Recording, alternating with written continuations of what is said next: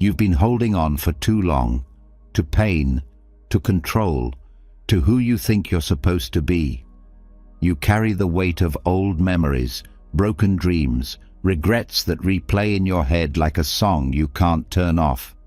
You try to move on, but something always pulls you back, an invisible tension in your chest, a voice in your mind that just won't let go, and the world tells you, just be happy. Let it go. But no one ever tells you how. Tonight, you're going to learn how. Not with more advice, not with more pressure to fix yourself, but with the quiet, powerful wisdom of Buddhism passed down for thousands of years. Teachings that don't ask you to become someone else, but to drop everything you're not.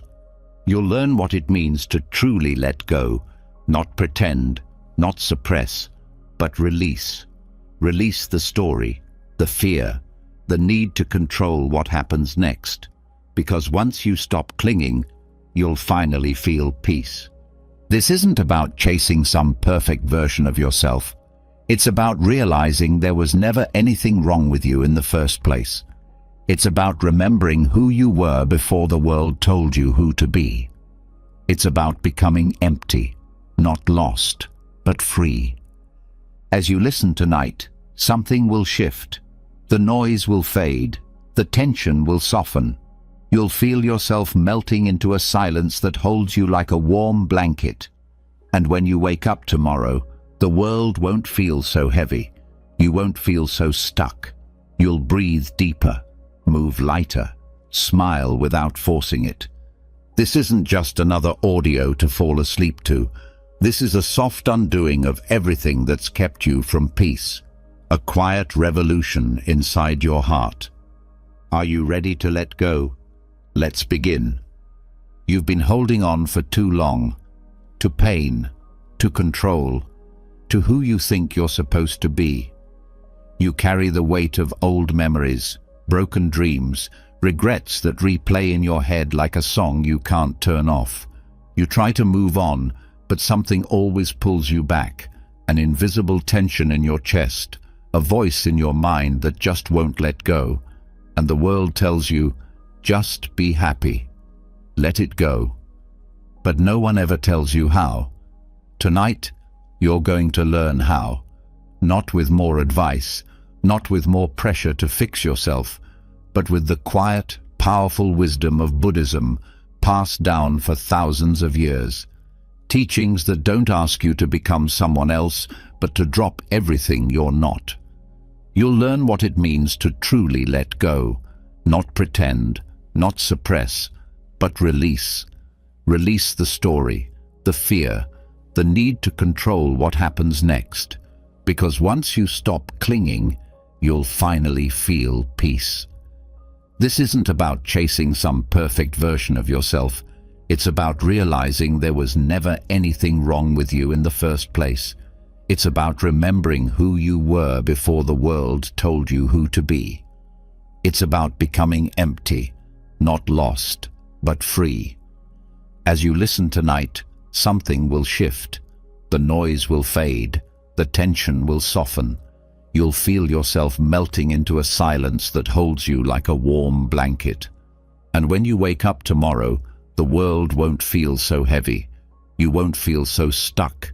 You'll breathe deeper, move lighter, smile without forcing it. This isn't just another audio to fall asleep to. This is a soft undoing of everything that's kept you from peace. A quiet revolution inside your heart. Are you ready to let go? Let's begin. The self. That word feels so familiar, right?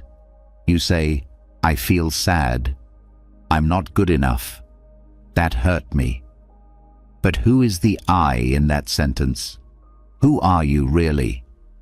It sounds like a simple question, but for 2,500 years, Buddhist teachers have given a radically different answer than anything you've heard.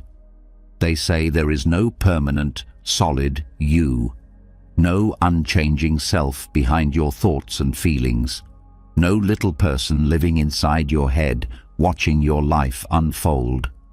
What you think of as you is just a collection of habits, memories, thoughts, emotions, and sensations constantly arising and passing. That's the teaching of anatta, non-self. And it's not meant to confuse you. It's meant to set you free. Because here's the truth. Most of your suffering comes from trying to protect something that doesn't actually exist. That false, made-up self. You try to defend your reputation. You cling to your opinions.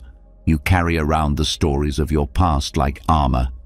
But underneath all that, just awareness. Just the quiet space in which everything appears and disappears. You've never had a single thought that stayed forever. Not one. Every mood you've ever had has faded eventually. Every identity you've taken on, student, friend, partner, failure, success, they've all changed. If any of them were truly you, they'd never leave. But they do. So who's left? The answer isn't something to figure out with your mind.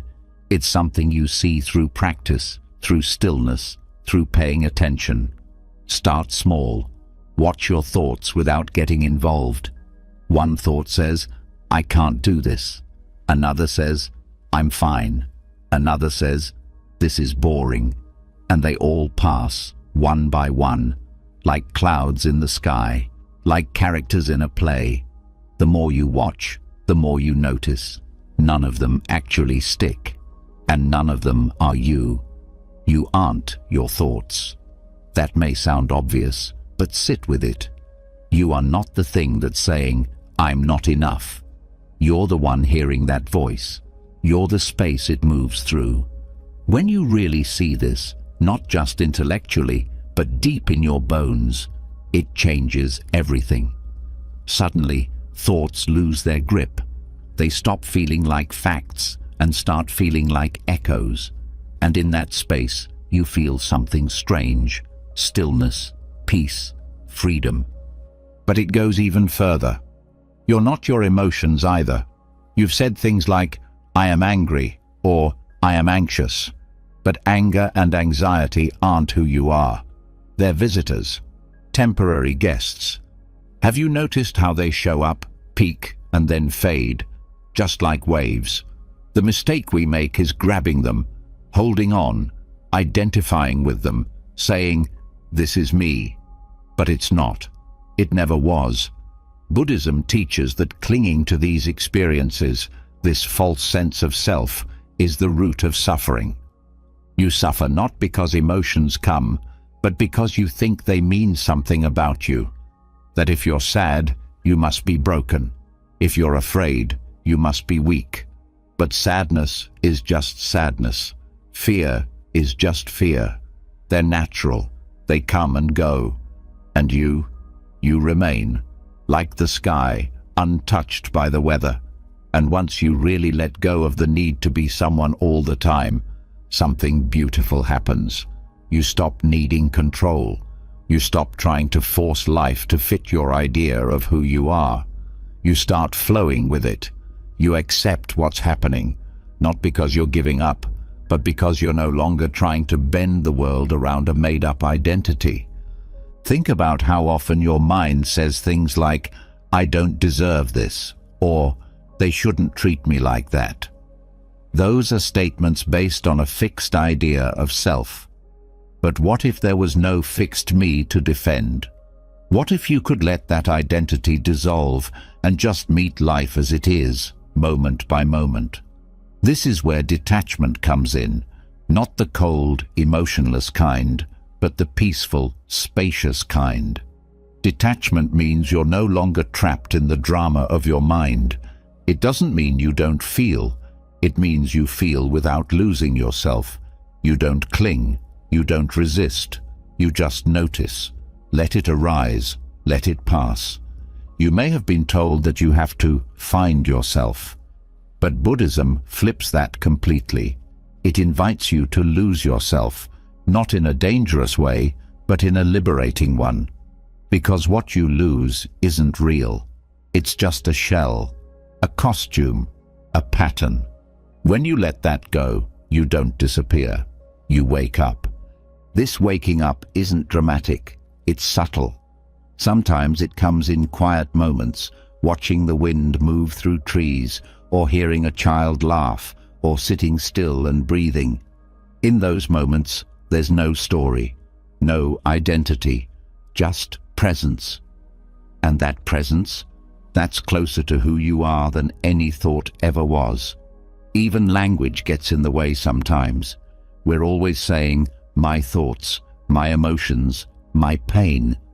But who is the my? Buddhism teaches that this idea of ownership is part of the illusion. Nothing is truly yours because nothing lasts. Even your body, something you've called me your whole life, is changing constantly. Cells dying, growing, reshaping. The body you had 10 years ago is not the same body you have now. So if even that isn't solid, where is the self? This teaching of anatta isn't meant to scare you. It's meant to release you. It means you're not stuck. You're not trapped in a fixed role. You don't have to carry your past like a weight. You're not broken, because there's no permanent you that could be broken in the first place. There's just experience, fluid, shifting, beautiful. And it also means you don't have to be perfect. You don't need to always say the right thing, feel the right emotion, think the right thought. Because those things aren't who you are. They're just passing weather. What matters is the space underneath, the awareness, the stillness that holds it all. That stillness is what the Buddha pointed to again and again, not as a concept, but as a reality you can taste right now, right here, as you listen, as the breath rises and falls, as your thoughts come and go. There's something in you that doesn't move, that watches without effort, that's not afraid, not grasping, just present. And the more you rest in that, the more you let go. Let go of needing to win, let go of needing to be special, let go of needing to be right. Those are all just games the ego plays. But the ego is like a shadow. It only seems real when you believe in it. The moment you turn the light of awareness on it, it starts to disappear. But here's something important. Letting go of self isn't about ignoring your life. It's not about becoming passive or indifferent. It's about meeting life more directly, without filters, without stories. When someone speaks to you, you hear them, not through the lens of, how does this affect me, but through the clarity of presence. When you feel pain, you feel it fully, but without the added layer of identity that says, this pain defines me. That's the freedom Buddhism offers. The freedom not to be locked in the cage of personality. The freedom to respond instead of react. The freedom to be here, not as a somebody, but as awareness itself. And here's the secret. The less you cling to being someone, the more love flows through you. Real love. Not the kind that says, I love you because you make me feel good, but the kind that simply is, because you're not loving from a place of need anymore. You're loving from spaciousness, from clarity, from the truth that there's no separate self to defend or prove. That's what happens when you let go of self. You don't become less human. You become more alive, more open, more at peace. Not because everything is perfect, but because you're no longer trying to control it all through a fragile sense of identity. And that's the deepest letting go of all, not letting go of objects or people or even thoughts, but letting go of the very idea of me. Not in a dramatic way, not in a way that leaves you lost, but in a way that brings you home. Home to presence, home to awareness, home to the quiet, simple truth that you were never separate in the first place. So breathe. Let everything soften. Let everything fall. There's nothing to fix, nothing to hold, nothing to become. Just this, just now. You're free. And now that you've seen what it feels like to loosen your grip on the idea of a fixed self, you might begin to notice something else. something subtle but incredibly persistent. Even after you've dropped the story of who you are, even when you stop trying to be someone, there's still a strong pull inside. A tension, a drive to win small battles, to correct, to defend your view, to be right. And that pull, however small it seems, is another form of clinging, a softer mask of the same ego you just began to release. It's easy to miss because it hides behind what feels like certainty. You feel sure of what happened. You feel clear about how things should go. You feel justified in your opinions. But what happens when someone challenges that?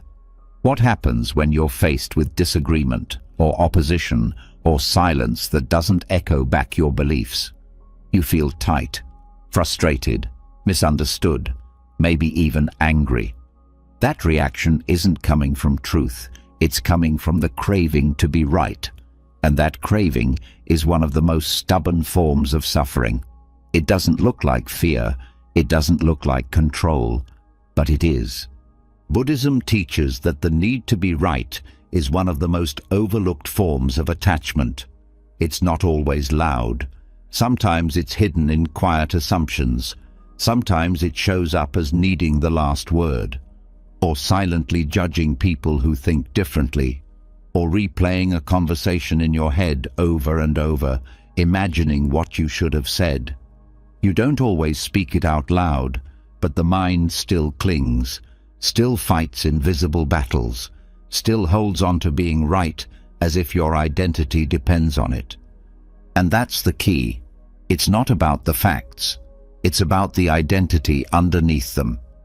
When you're deeply attached to your views, it's often because you've built part of your worth around them.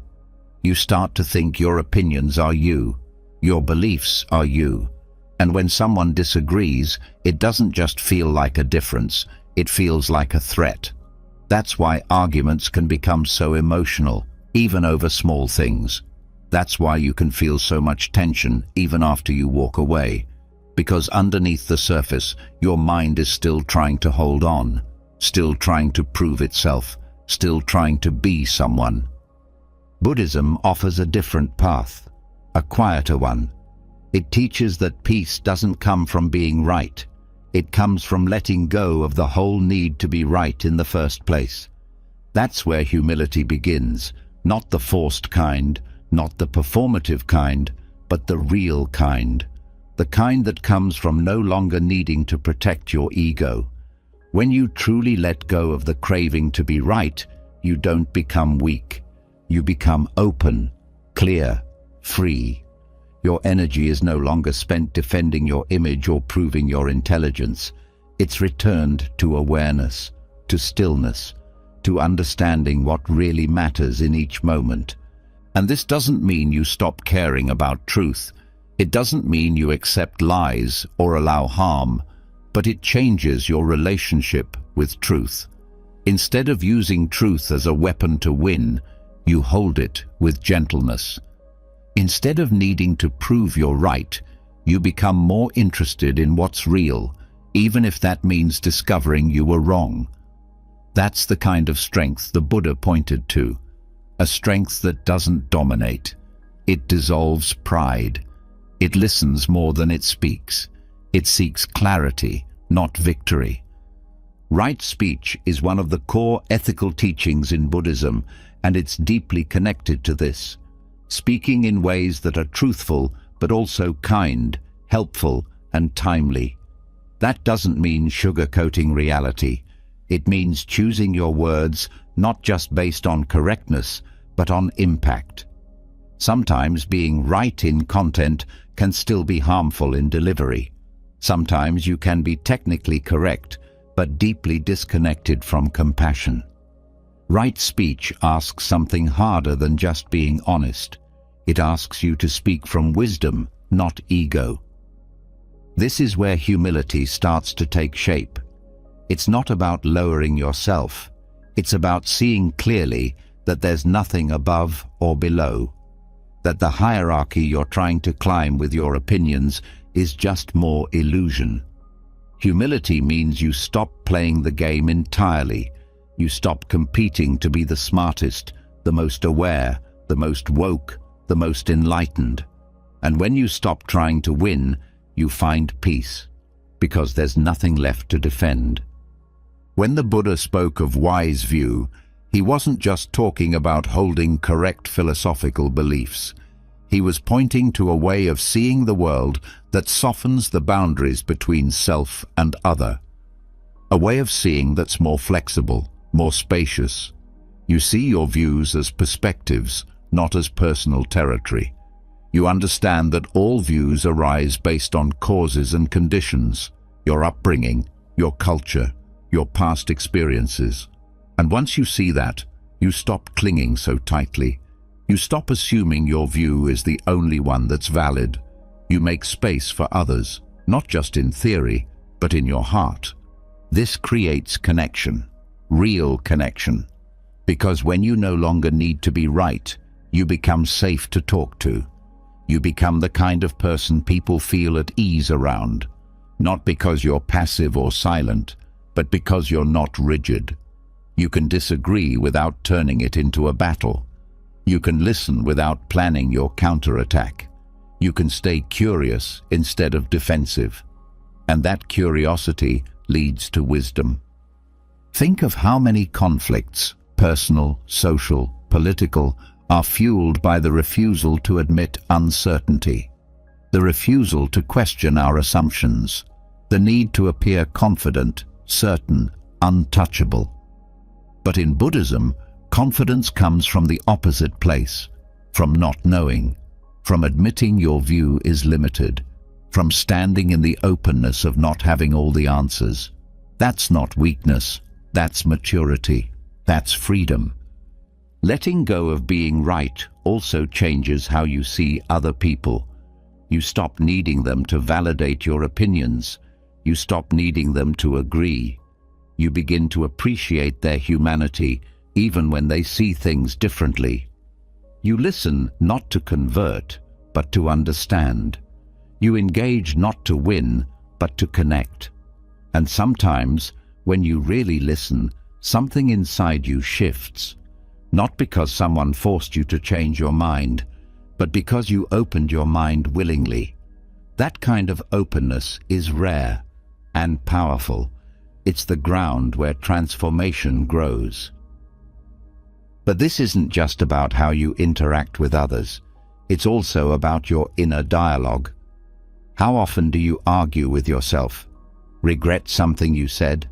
Try to justify an action in your mind? The need to be right doesn't stop when the conversation ends.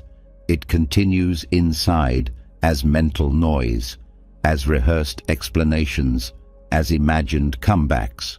All of that drains energy. All of that creates stress.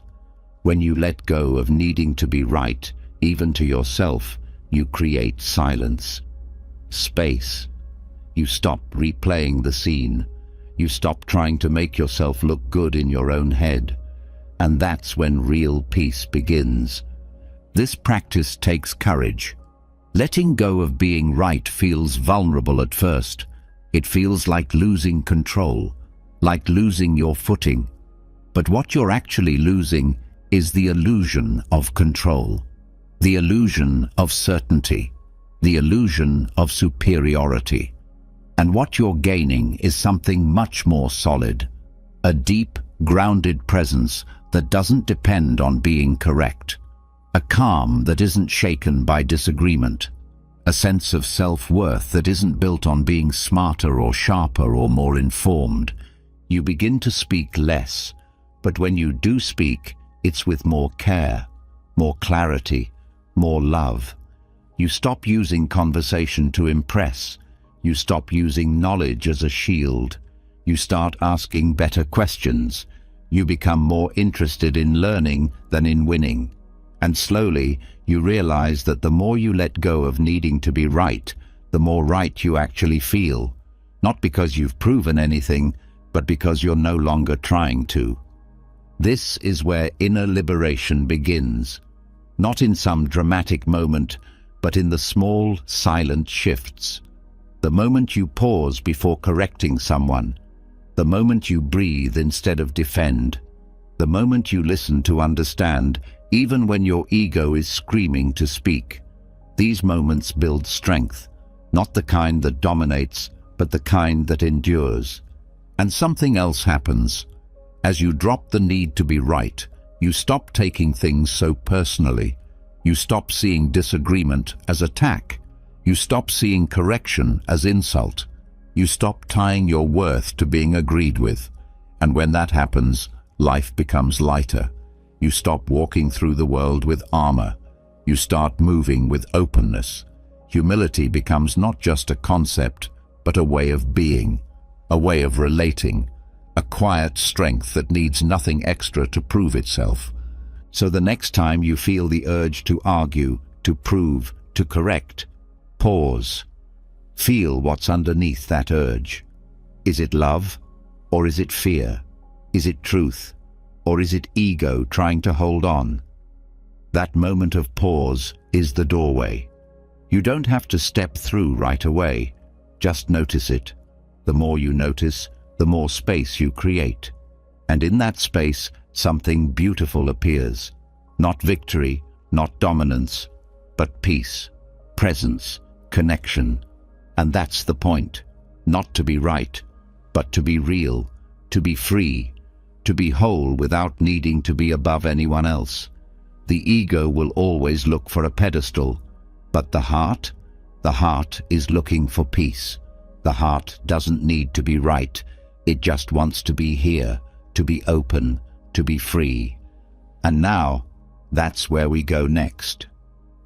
And once the grip of needing to be right begins to loosen, what you're left with is even deeper.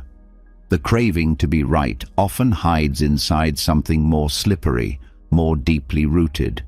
Not just being right about an argument, but being right about who you are, the roles you play, the identity you carry, the storyline you've built your life around. That's what we cling to when nothing else feels stable. That's the foundation we keep returning to, even when we know it causes pain. But Buddhism offers a mirror, one that shows how even this identity we defend so fiercely isn't solid, isn't permanent, isn't even real in the way we think it is. And letting it go doesn't mean losing yourself. It means finally being free from the box you didn't know you were trapped in. We're trained to believe identity equals safety. That if we can just figure out who we are, our personality, our strengths, our roles, then life will feel stable. But identity, in the Buddhist view, is a mental habit. It's something the mind does to create a sense of control.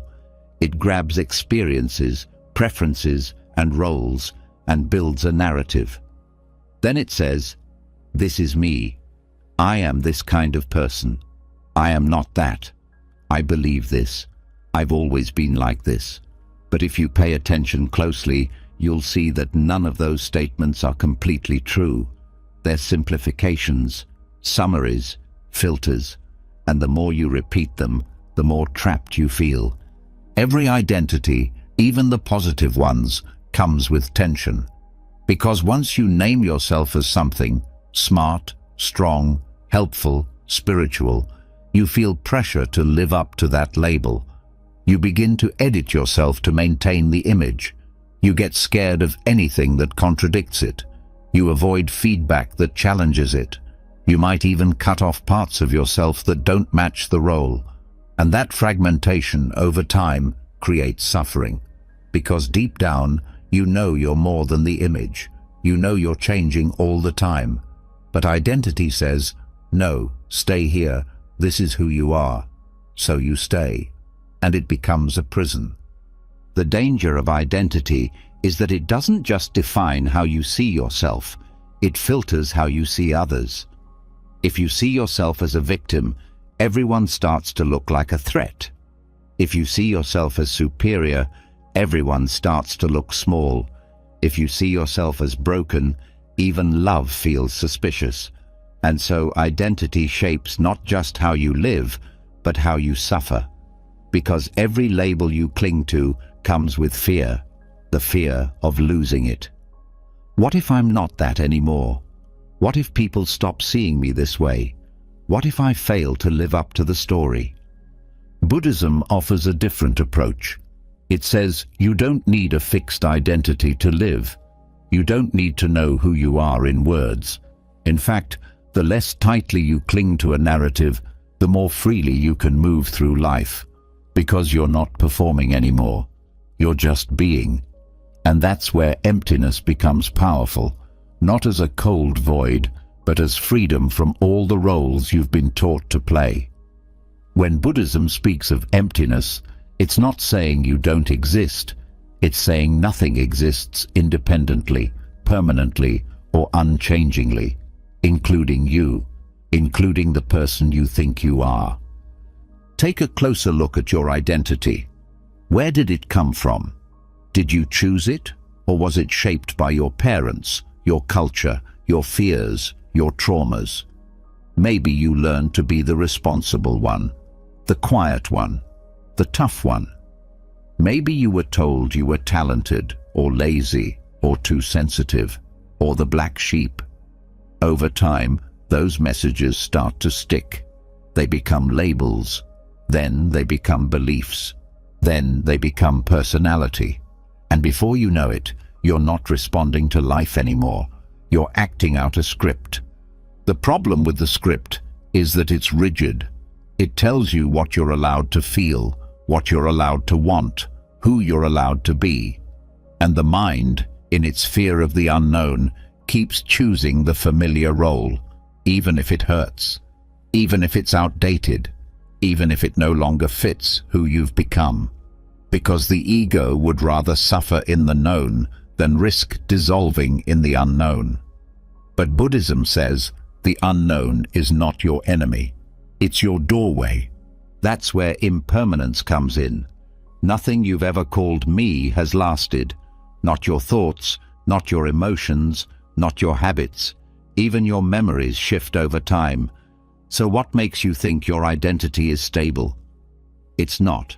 It's a process, a flow, a temporary pattern. And if you stop grabbing onto it, you'll start to feel that flow.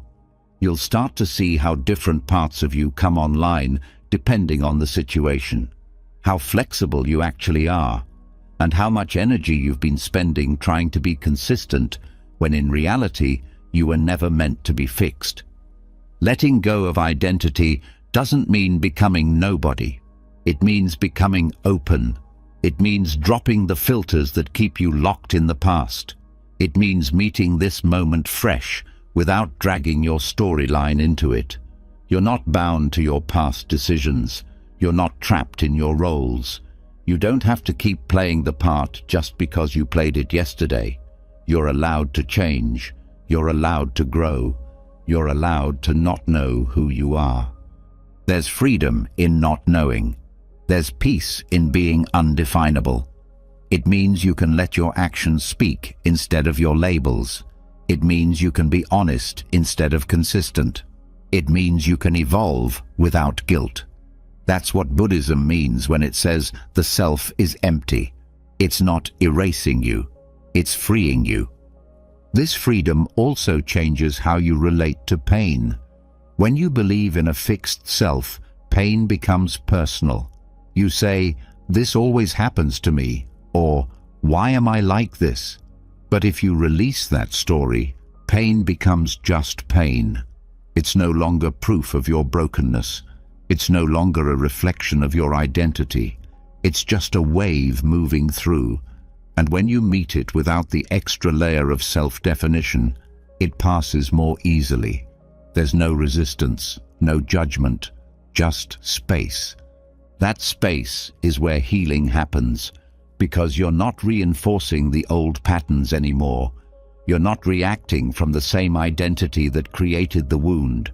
You're responding from presence, from awareness, from that quiet place that doesn't need a label to be alive.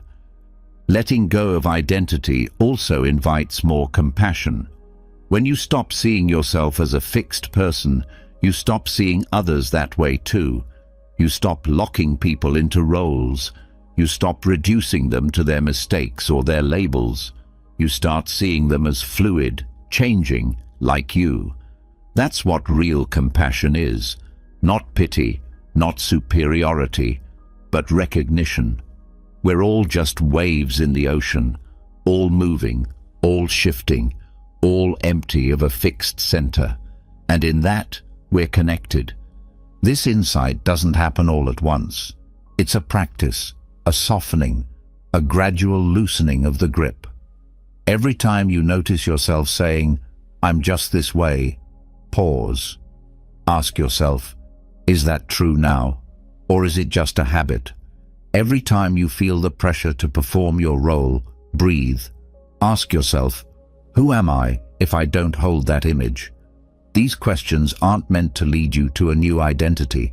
They're meant to lead you beyond identity, to that still, quiet awareness that watches without clinging. And the more you rest there, the more effortless life becomes. You no longer need to explain yourself all the time. You no longer need people to see you a certain way. You stop editing yourself for approval. You stop fighting to be understood. You're not proving anything anymore. You're just being, and that being is enough. Even spiritual identity can become a trap. You start identifying as the mindful one, the awakened one, the peaceful one. And suddenly, you're performing again. You're editing your experience to match the role. But peace doesn't come from being the peaceful person. It comes from dropping the need to be any person at all. Buddhism keeps pointing back to this. The person you think you are is not the one who wakes up. The one who wakes up is beyond thought, beyond form, beyond name. And the moment you touch that space, even for a second, everything shifts. The craving to be somebody starts to dissolve, and in its place, you feel something else. Spaciousness, lightness, truth. And that truth can't be put into words. It can't be labeled or owned, but it can be lived. It can be felt. It can be trusted. You don't have to keep looking for yourself anymore. You don't have to keep building and maintaining a story. You don't have to hold yourself together. You can just let go. Let go of who you think you are. Let go of who you've been told to be. Let go of the roles, the labels, the narratives. You don't need them to exist. You don't need them to matter. You don't need them to love and be loved. All of that comes not from identity, but from presence. And presence is always here, beneath the story, beneath the name, beneath the roles and masks and images. It's always been here, waiting for you to stop performing, waiting for you to just return. So now the story softens, the performance pauses, the mask falls, and what's left isn't empty in the painful sense. It's empty in the freeing sense.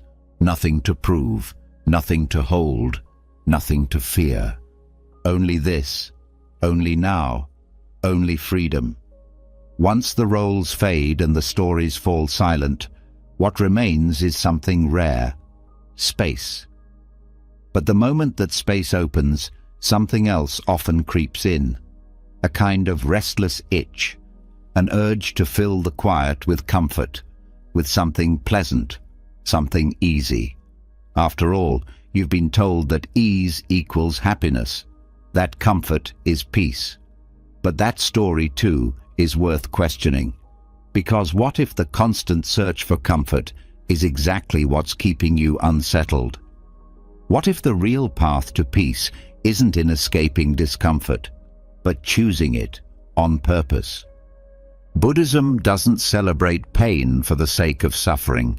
It doesn't glorify struggle. But it does point to a deeper truth. Not all discomfort is harmful. Some of it is medicine. Some of it is cleansing. And when it's chosen mindfully, when it's embraced as a tool rather than endured as a punishment, it becomes a doorway to real strength.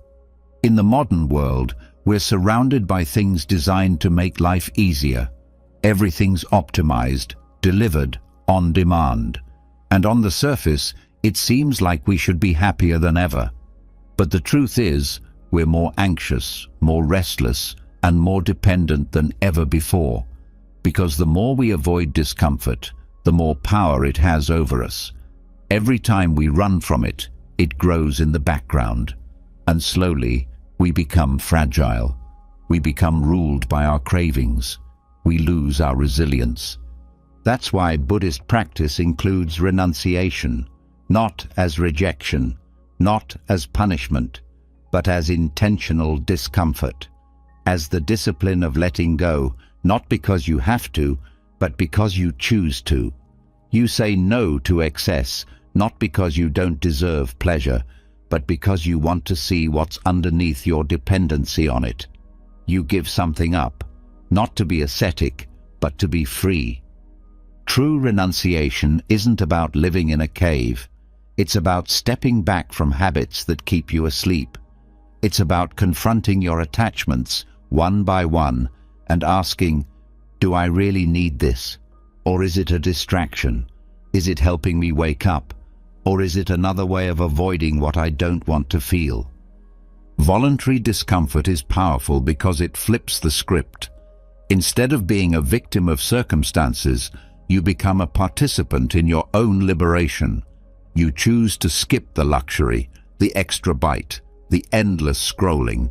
You fast, not to suffer, but to taste what hunger feels like without fear. You sit still, even when the body aches, because you want to learn the art of staying. You don't give in to every desire, because you want to see where desire comes from, what it's made of, and whether it's really as urgent as it claims to be.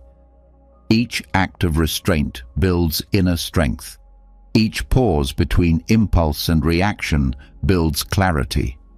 You start to see how so much of your life has been driven by the craving to be comfortable.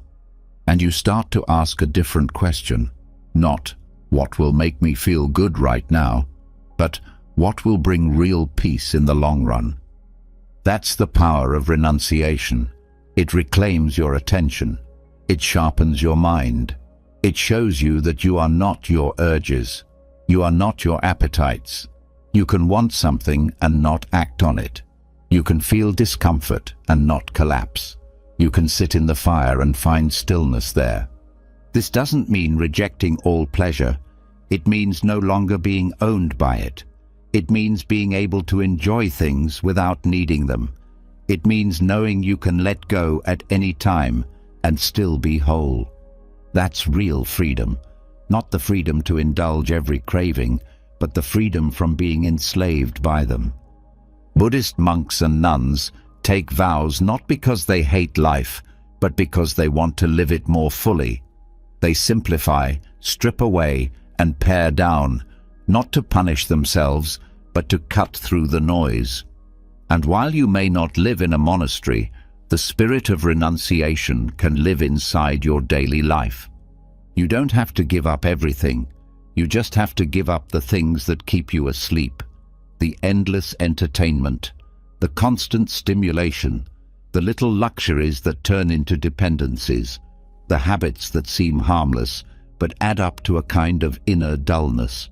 The real practice is in noticing them, noticing where you reach for comfort without thinking, where you escape your feelings instead of facing them, and then, with gentleness, choosing to stop, just for a moment, just to see what's there. Voluntary discomfort teaches you how to be okay with what's uncomfortable, not to like it, but to stay with it, to breathe through it, and eventually to realize that so much of what you thought was unbearable isn't. The hunger passes, the boredom dissolves, the craving loses its grip, and in its place you find something deeper than comfort. You find peace. Because peace isn't always soft. Sometimes it's forged in heat. Sometimes it's born in the space where you want to escape, but choose to stay. That's when something shifts.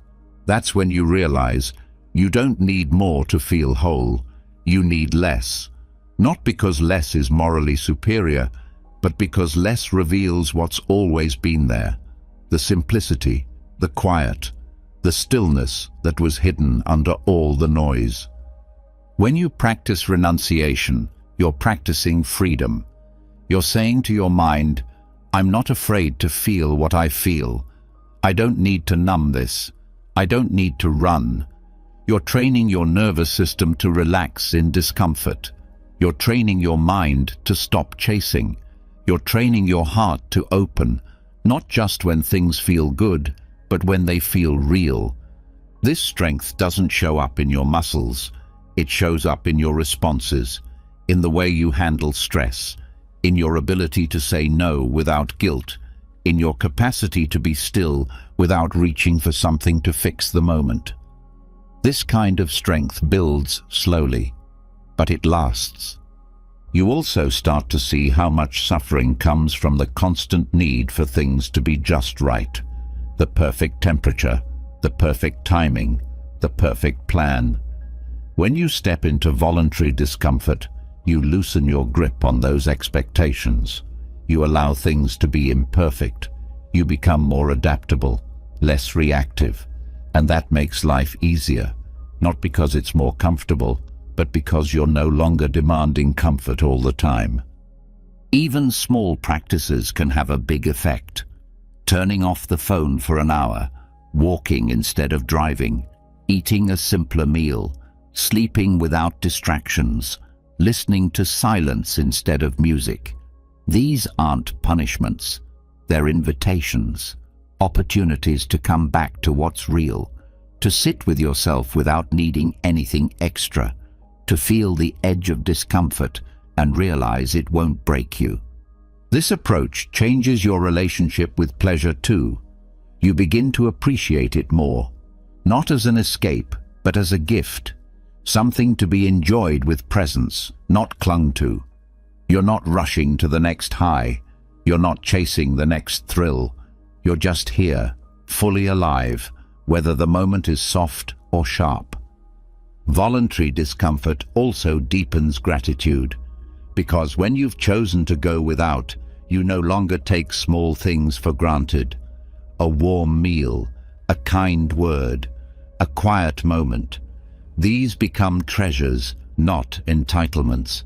You stop needing more. You start seeing what's already enough, and you stop fearing loss, because you've already practiced letting go. You've already tasted the freedom of simplicity. You've already learned that joy doesn't come from clinging. It comes from presence, from clarity, from having nothing to protect.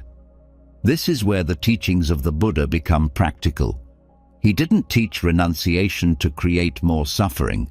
He taught it to reveal how much of your suffering is optional, how much of it comes from clinging to what feels good and resisting what doesn't. When you let go of that pattern, even for a moment, you touch something beyond pain and pleasure. You touch peace. That peace is not loud. It's not dramatic. It's quiet. It's humble. But it's steady. And once you feel it, even for a second, you start to crave something different. Not more comfort, but more truth. Not more stimulation, but more clarity. Not more of everything, just more of what matters. So this isn't about deprivation. It's not about proving your worth through suffering. It's about reclaiming your power. The power to choose discomfort when it leads to freedom. The power to say no when everything around you says yes. The power to be still when everything inside you wants to run. Because that's where peace is hiding. Not in the perfect moment, but in the moment you stop needing it to be perfect. Not in the things you add, but in the things you release. Not in what feels good, but in what's real. This is the strength of renunciation. Not in how much you give up, but in how fully you return. To presence, to clarity, to the quiet truth that you don't need more to be okay. You just need to stop running. And now, with this strength beginning to settle in your bones, we go deeper, not to escape discomfort, but to understand it. not to reject life, but to meet it without filters. The next step begins in the space where clinging ends, and in that space, a new kind of stillness starts to rise. After sitting in the quiet fire of voluntary discomfort, something becomes clear. The things you thought you needed start to lose their grip. Pleasure loses its urgency.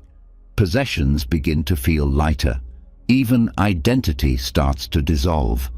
But there's one attachment that often hides deeper than all the rest. Something praised, admired, even honored in every culture. It's not about what you own.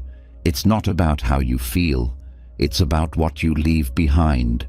Your legacy, the mark you make, the idea that when you're gone, your name, your work, your story will still echo through time. But Buddhism invites you to look at this too, not to shame it, but to see it clearly. Because the need to be remembered is still a need, and any need rooted in the ego keeps you from the present moment. We don't often question this craving. From an early age, we're told to make something of ourselves, leave a footprint, build a name, and whether it's through your work, your art, your family, your beliefs, or even your suffering, the message is the same. If you leave a mark, your life will matter. But what if that belief is just another form of clinging? What if the pressure to create a legacy is actually pulling you away from the one place you're meant to live, right here, right now? In Buddhist practice, there's a teaching often referred to as die before you die. It's not morbid. It's liberating. It means to let the ego die before the body does, to drop the craving for permanence, to release the need to be significant in the eyes of others or in the pages of history. This is not about giving up meaning. It's about seeing that true meaning doesn't come from being remembered. It comes from how fully you show up in this very breath. The mind resists this. It says, "But if I let go of legacy, won't my life disappear?" That's the fear speaking, the voice that believes your value comes from impact, from reputation, from being known. But the Buddha pointed to a different kind of value, one that has nothing to do with being remembered and everything to do with being awake.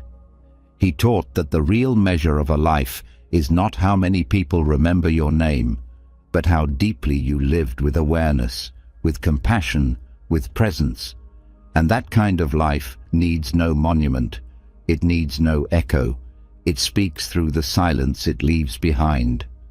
Letting go of legacy doesn't mean your actions don't matter. It means you stop using the future as your source of validation. You stop living for someday recognition.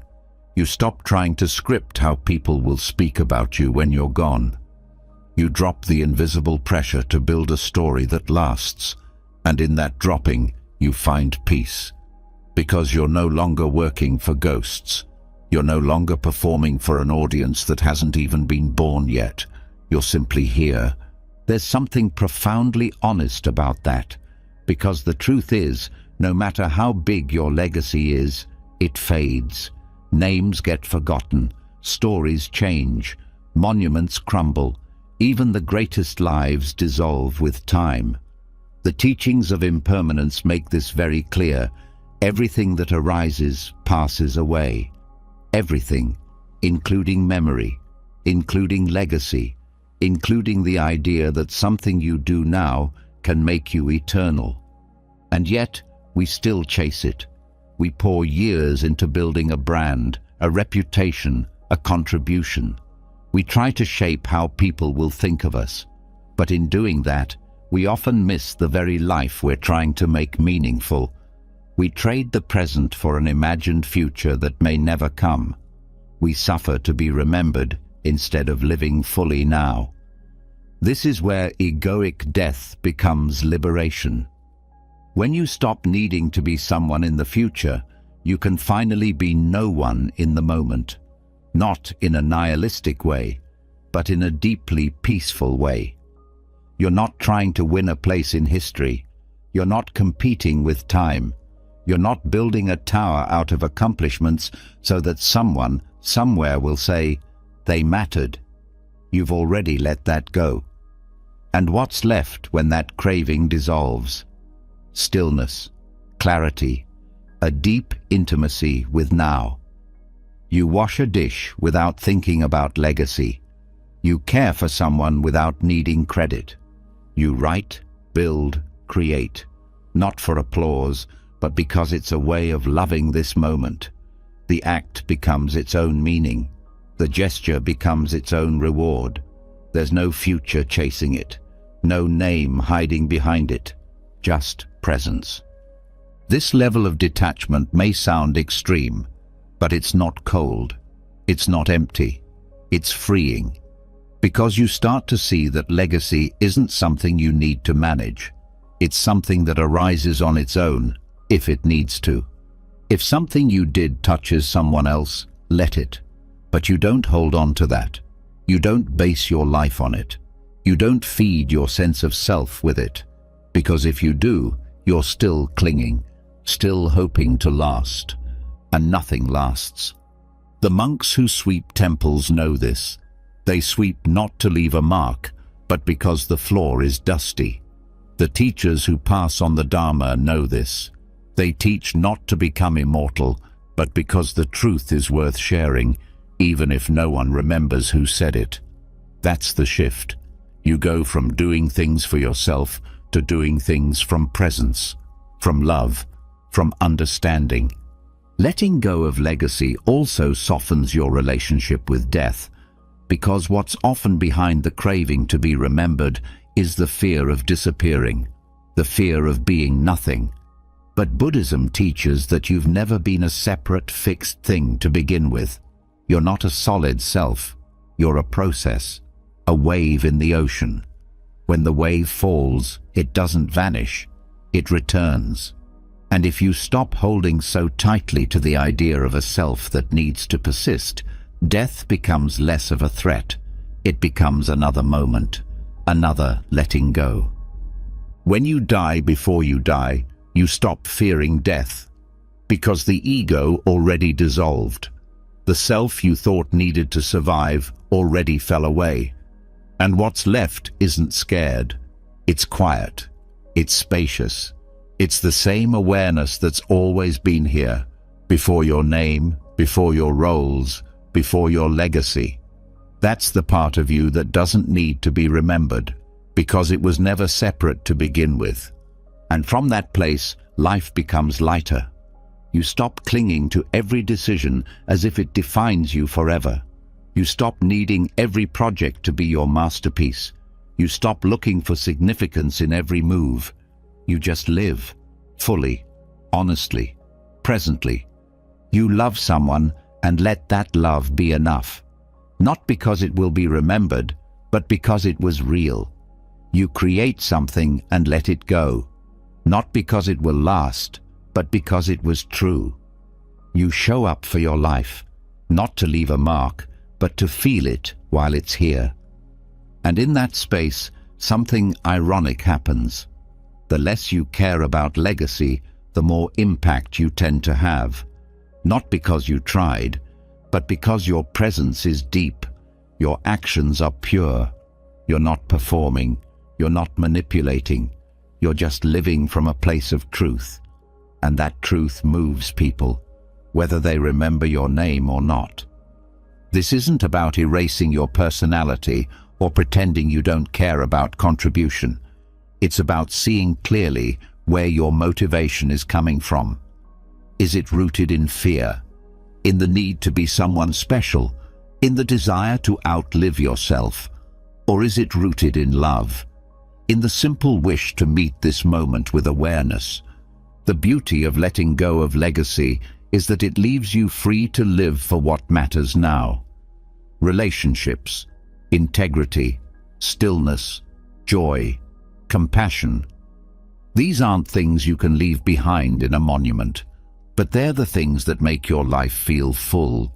And when you meet the end of your life with those things in your heart, you won't be worried about how you'll be remembered. You'll be at peace, because you lived, not for applause, not for eternity, but for truth. And that's the quiet power of egoic death. It doesn't take anything from you.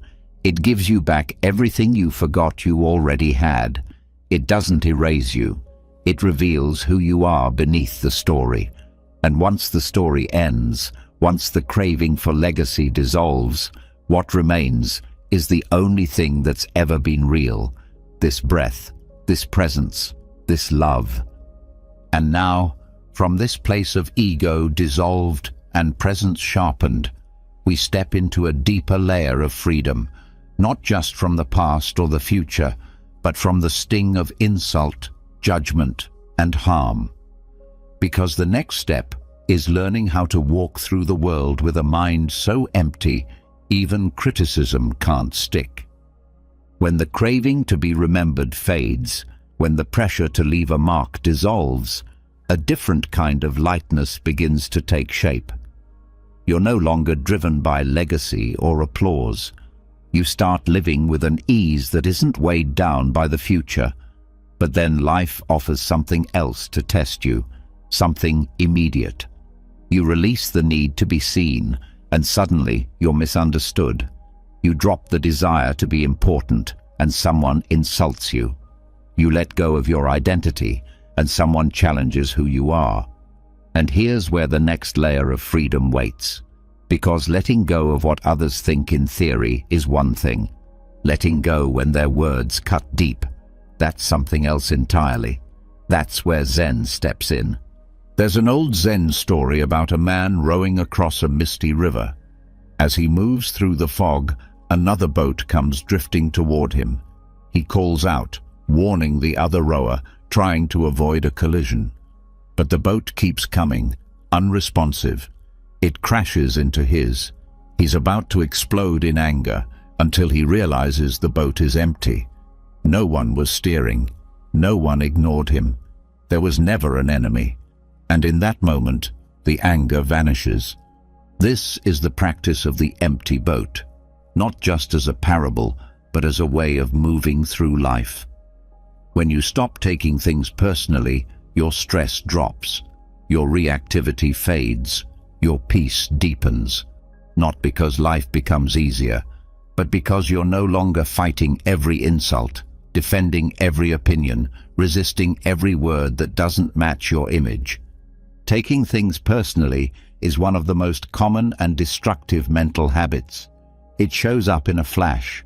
Someone makes a comment, and suddenly your body tenses, your chest tightens, your mind starts building a story. Why would they say that? How dare they? What's wrong with me? And without realizing it, you've handed your piece over to a sentence, to a tone, to a look. But if you examine that moment closely, you'll see that what hurts isn't the words, it's what you believe about them, the way they hit your identity, the way they tap into old wounds, the meaning you attach to them.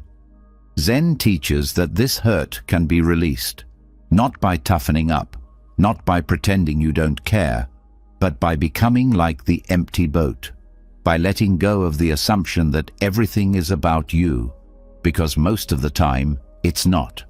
People speak from their conditioning, from their mood, from their past, from their projections, and when you don't add yourself into their behavior, it loses its power to wound. This doesn't mean you don't feel. It means you stop inflating the feeling with interpretation.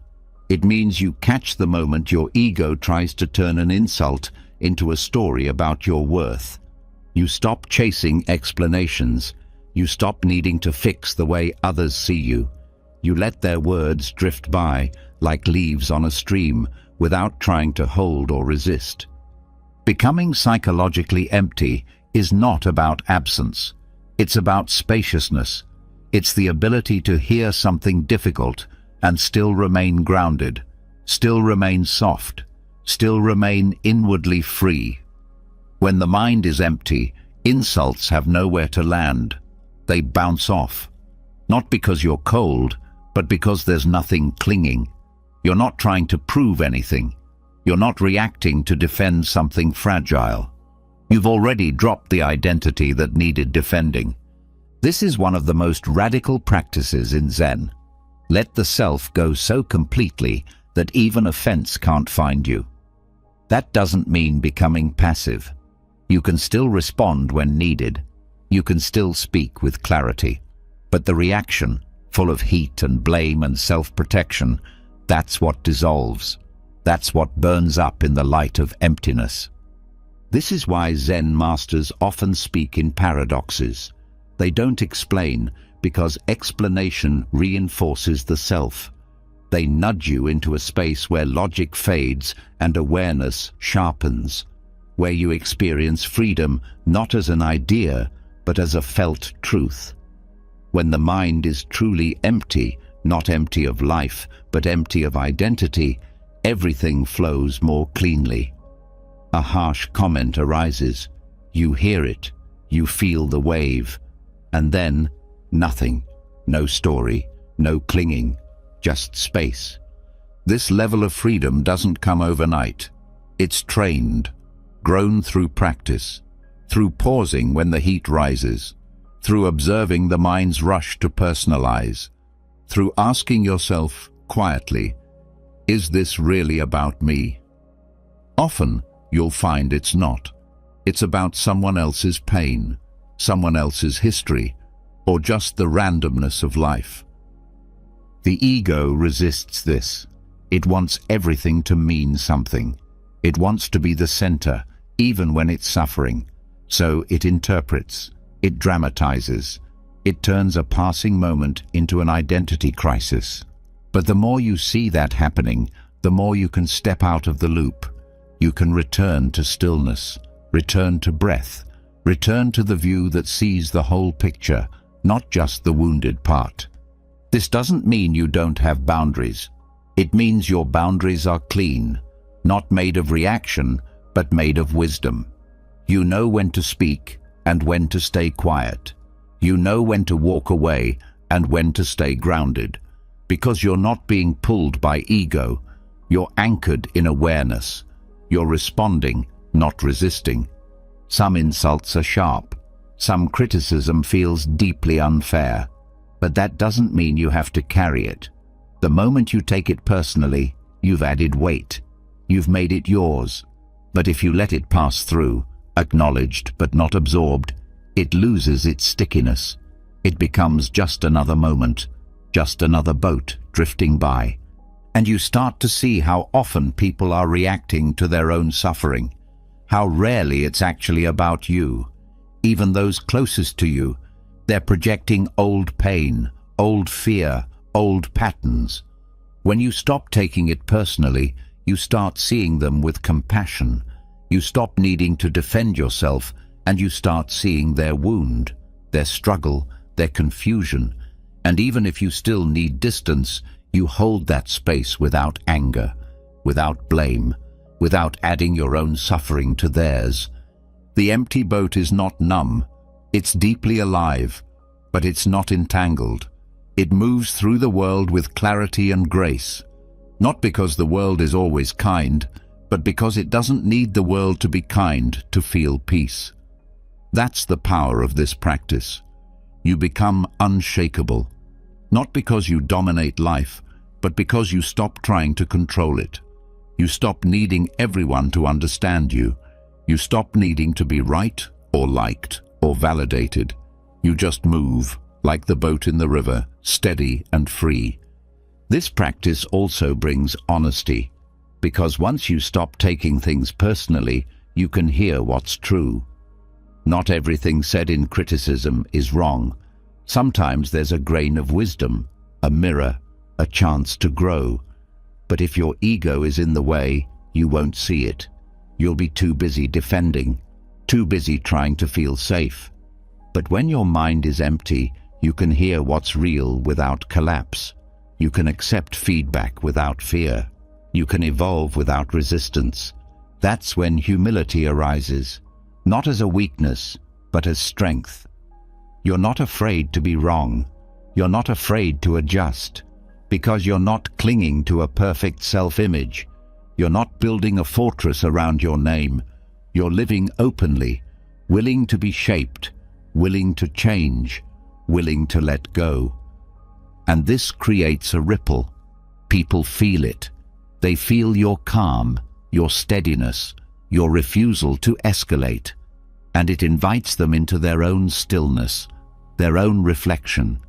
You stop feeding the fires of drama. You stop passing the pain along. You become a space where stress dissolves instead of spreads. That's the silent teaching of the empty boat, not through words, but through presence. It's not a glamorous path. There's no applause for being the one who doesn't react. But there's peace. There's lightness. There's freedom in not needing to carry every comment, every misunderstanding, every attack. You let people be. You let yourself be. And the river flows on. So this is the invitation. Next time you feel the surge of reaction, pause. Let the boat pass. Let the story dissolve. Let the space between stimulus and response grow wide. And in that space, feel your power. The power to not react. The power to stay open. The power to choose peace over and over again. And now that this peace has settled deeper into your being, not as a concept, but as a living truth, it's time to look at the next trap, one that hides inside your spiritual path. Because even awakening can become a possession. Even the search for truth can become a mask. And the next layer of letting go means even releasing the self that thinks it's evolving. Letting go of the need to defend yourself, to prove your worth in the face of criticism, creates a spaciousness that feels like peace. The mind no longer rushes to react. The heart no longer tightens with every harsh word. There's clarity, there's stillness. But in that silence, something unexpected can begin to stir. A new identity begins to whisper, quieter than the rest, but even more convincing. The identity of the awakened one, the seeker, the spiritual person. And without realizing it, the ego returns, dressed in robes instead of armor. This next form of attachment is subtle, refined, and often mistaken for progress. It's the attachment to spirituality itself, and it's just as heavy as all the others. Spiritual materialism is a term that cuts deep. It describes the tendency to use spiritual ideas, practices, and experiences as a way to strengthen the very self you're trying to dissolve. It's when the path becomes another performance, when meditation becomes a badge, when awakening becomes a trophy. It's not always loud. Sometimes it hides in language, saying the right things, reading the right books, surrounding yourself with the right teachers. But beneath it all is still the same craving, to be someone, to become special, to finally feel complete, not by letting go of identity, but by upgrading it. This is one of the greatest traps on the path, because it looks like freedom, but it's still bondage. You're still measuring, still comparing, still needing progress to validate your worth. You chase peak experiences. You collect techniques. You talk about non-duality while secretly hoping people see how wise you've become. The ego, clever as ever, adapts. It shifts from worldly roles to spiritual ones, but it doesn't disappear. It just puts on a new mask. True practice is about unmasking completely, letting go not just of material attachment, but of the internal hunger to possess truth. Because even the idea of awakening can become something you try to own, something you try to achieve. You might think you're shedding layers, but if you're doing it to become more enlightened than others, you've built a new identity from the very thing that was meant to free you. The Buddhist path doesn't offer enlightenment as a product. It points to the emptiness of all phenomena, including the desire to be enlightened. When the Buddha spoke of liberation, he didn't mean arriving at a perfect version of yourself. He meant the end of grasping, the end of needing to become anything at all. This is why advanced practice often feels like coming full circle. You start by seeking peace. Then you gather tools. Then you let go of everything, even the tools, even the seeking. Because the seeking mind can't find what's already here. It keeps postponing freedom by turning it into a goal. But presence isn't a goal. It's what's left when there's no more striving. Letting go of spiritual materialism means questioning even your deepest intentions. Are you meditating to look peaceful? Are you helping others so you can feel superior? Are you avoiding real-world discomfort by hiding in philosophy? These questions aren't meant to judge. They're meant to illuminate, to bring honesty back to the center of your practice. The ego wants progress it can measure. It wants experiences it can describe. But awakening doesn't work that way. It's not about stacking insights. It's about seeing the futility of all stacking. It's not about building a stronger version of yourself. It's about seeing there is no permanent self to strengthen. And once you see that, the whole game falls apart. There's humility in this, real humility. Not the kind you talk about, but the kind that shows up when you realize you don't know anything for sure, that you're not above others, that your insights don't make you more valuable. They just make you quieter, softer, less reactive, more present. And presence doesn't need to be advertised. It radiates without effort. Spiritual materialism often creeps in when the mind gets uncomfortable with not knowing. So it fills the gap with theories, practices, lineages. It creates structure where there's only silence. It clings to the words of teachers instead of listening directly to this moment. But the deepest teachings always point back to this. Drop even the teaching. Drop even the map. Trust the silence. This is why some of the greatest masters said almost nothing. They didn't perform. They didn't lecture endlessly. They simply lived, free from self-image. Their presence did more than their words ever could, because they weren't trying to impress. They had nothing to gain. And that emptiness, real emptiness, is what wakes others up. You don't have to become a master to feel this. You just have to notice where you're still reaching, where you're still trying to turn truth into a possession, where you're still using practice to avoid parts of yourself. The moment you see it clearly, you have a choice. Keep reaching or stop. Keep building or let it fall. Letting it fall is terrifying at first. You've worked so hard. You've read so much. You've meditated, fasted, prayed, studied. And to hear that none of it matters, not in the way you thought, is destabilizing.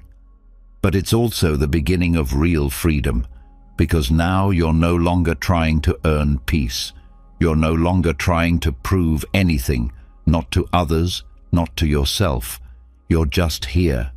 Here is enough. This breath, this stillness, this fleeting moment of being. You don't need enlightenment to be whole.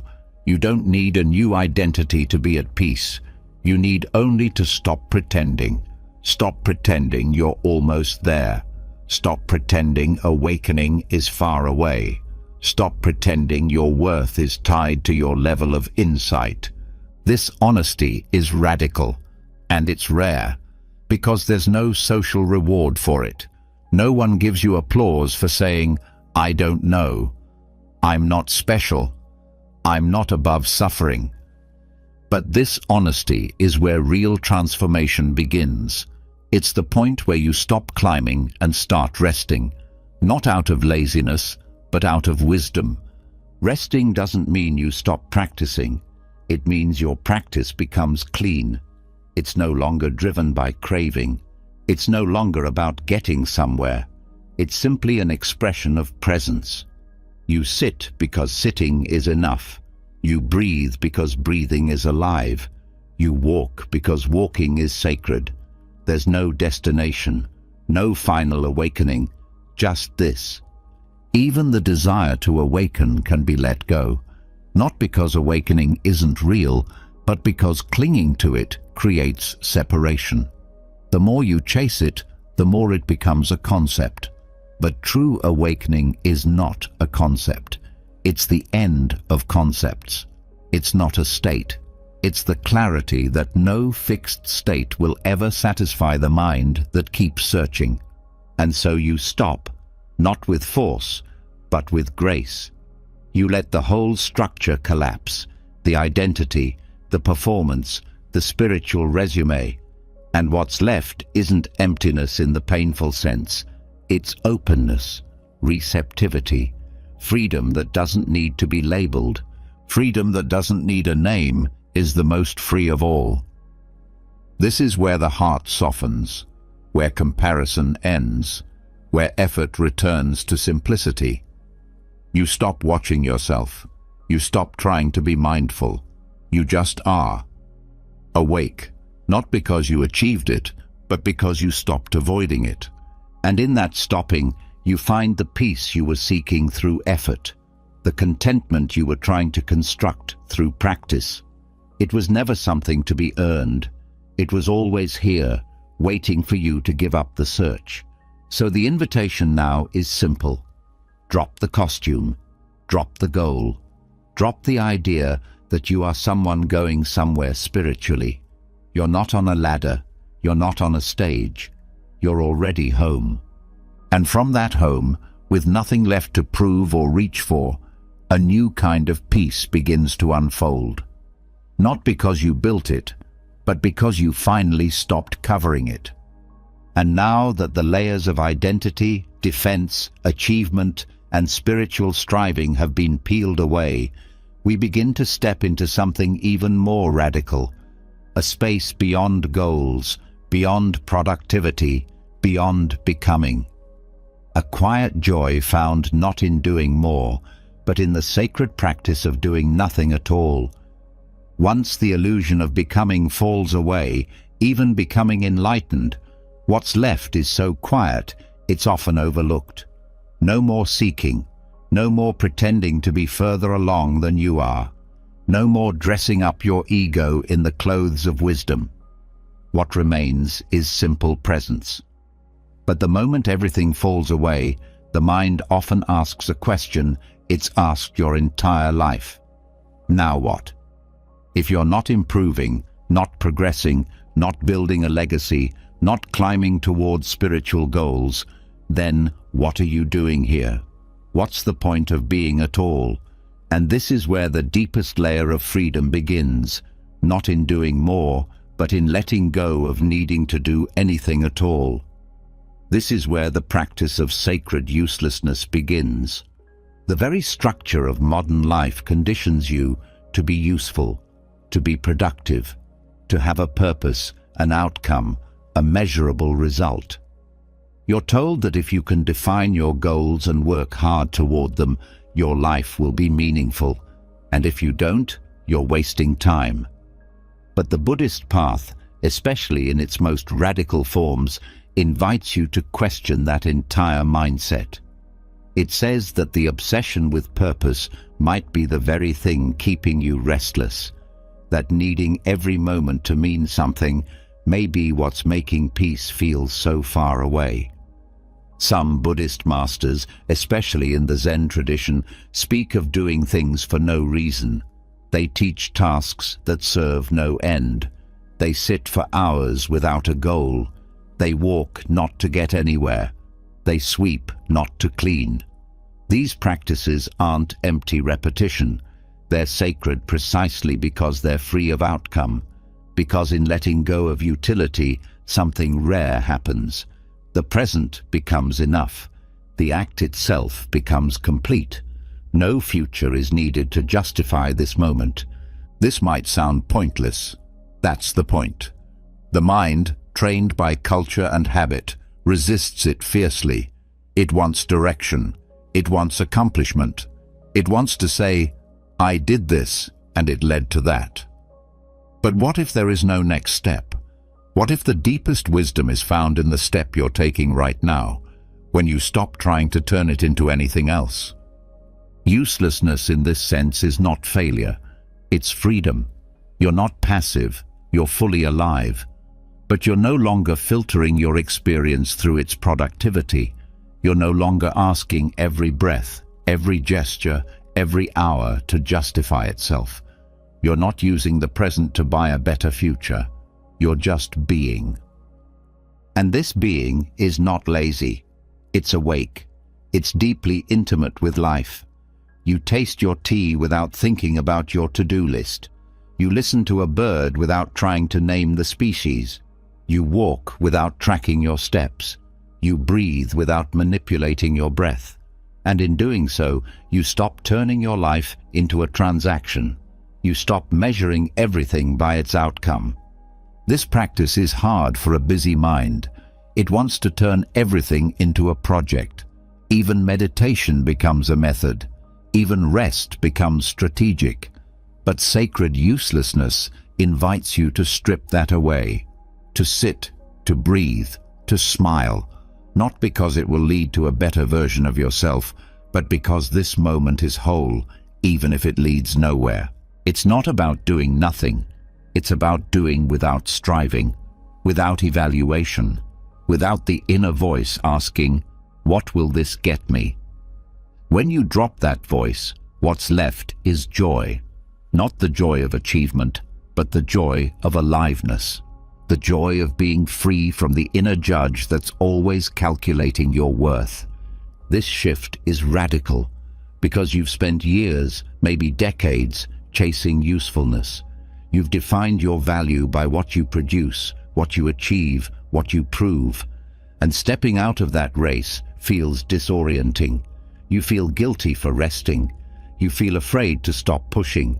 But the truth is, peace doesn't come from pushing. It comes from presence, and presence needs no reason to be here.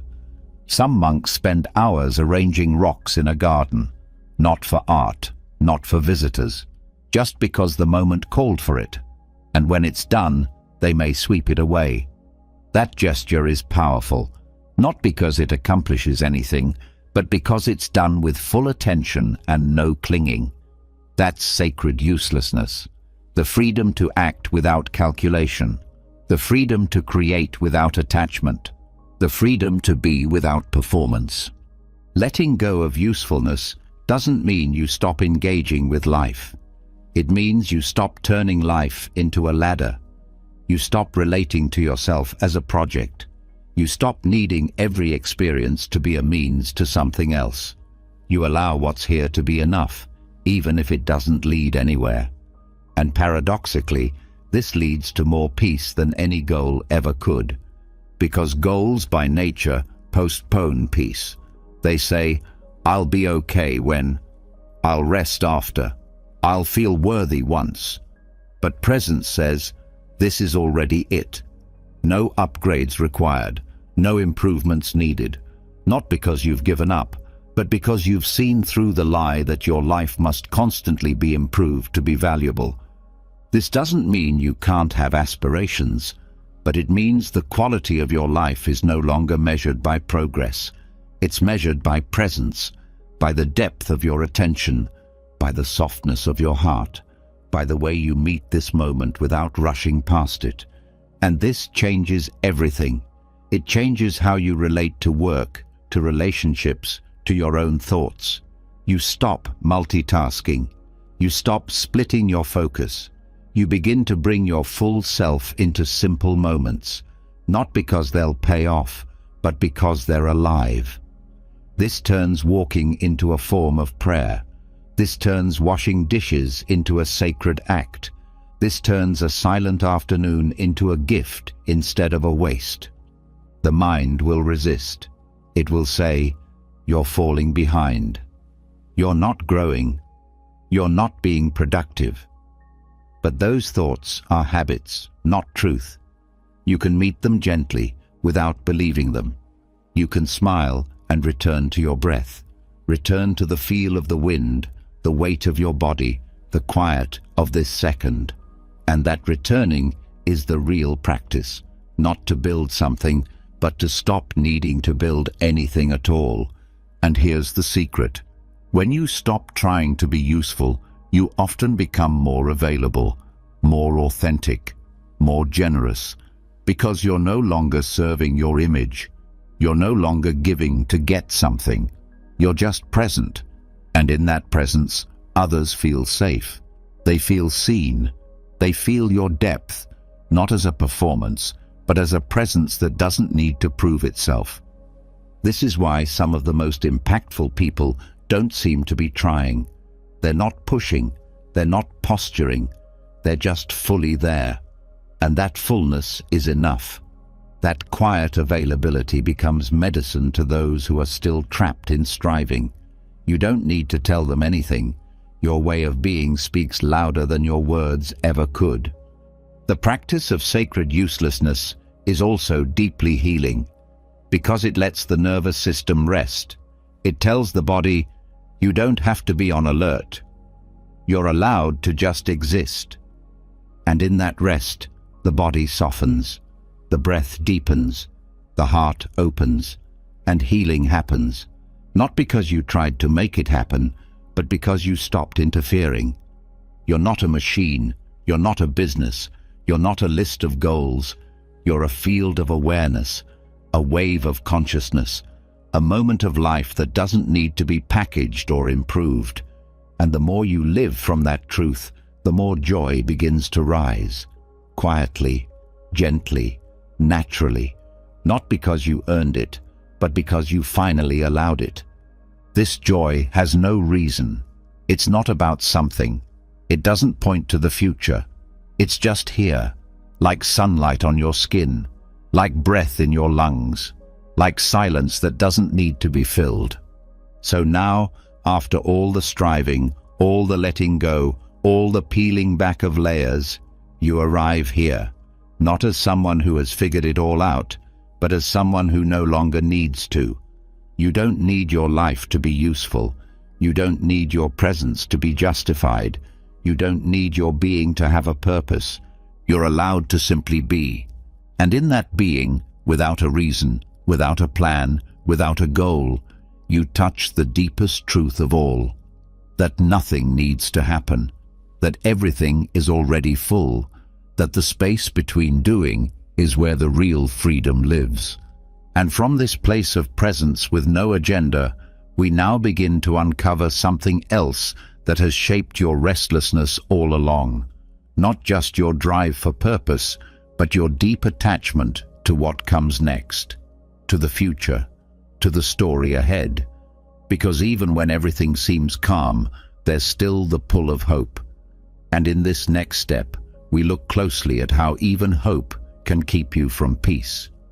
When you no longer need to prove your worth through doing, when life no longer has to serve a purpose to be enough, something extraordinary unfolds. A deep stillness enters. You wake up not with pressure, but with presence. You move through your day without the constant question of, what am I doing this for? And in that freedom from purpose, you taste a quiet kind of joy. But even in this stillness, one thread often remains, one final thread tying the mind to restlessness, hope.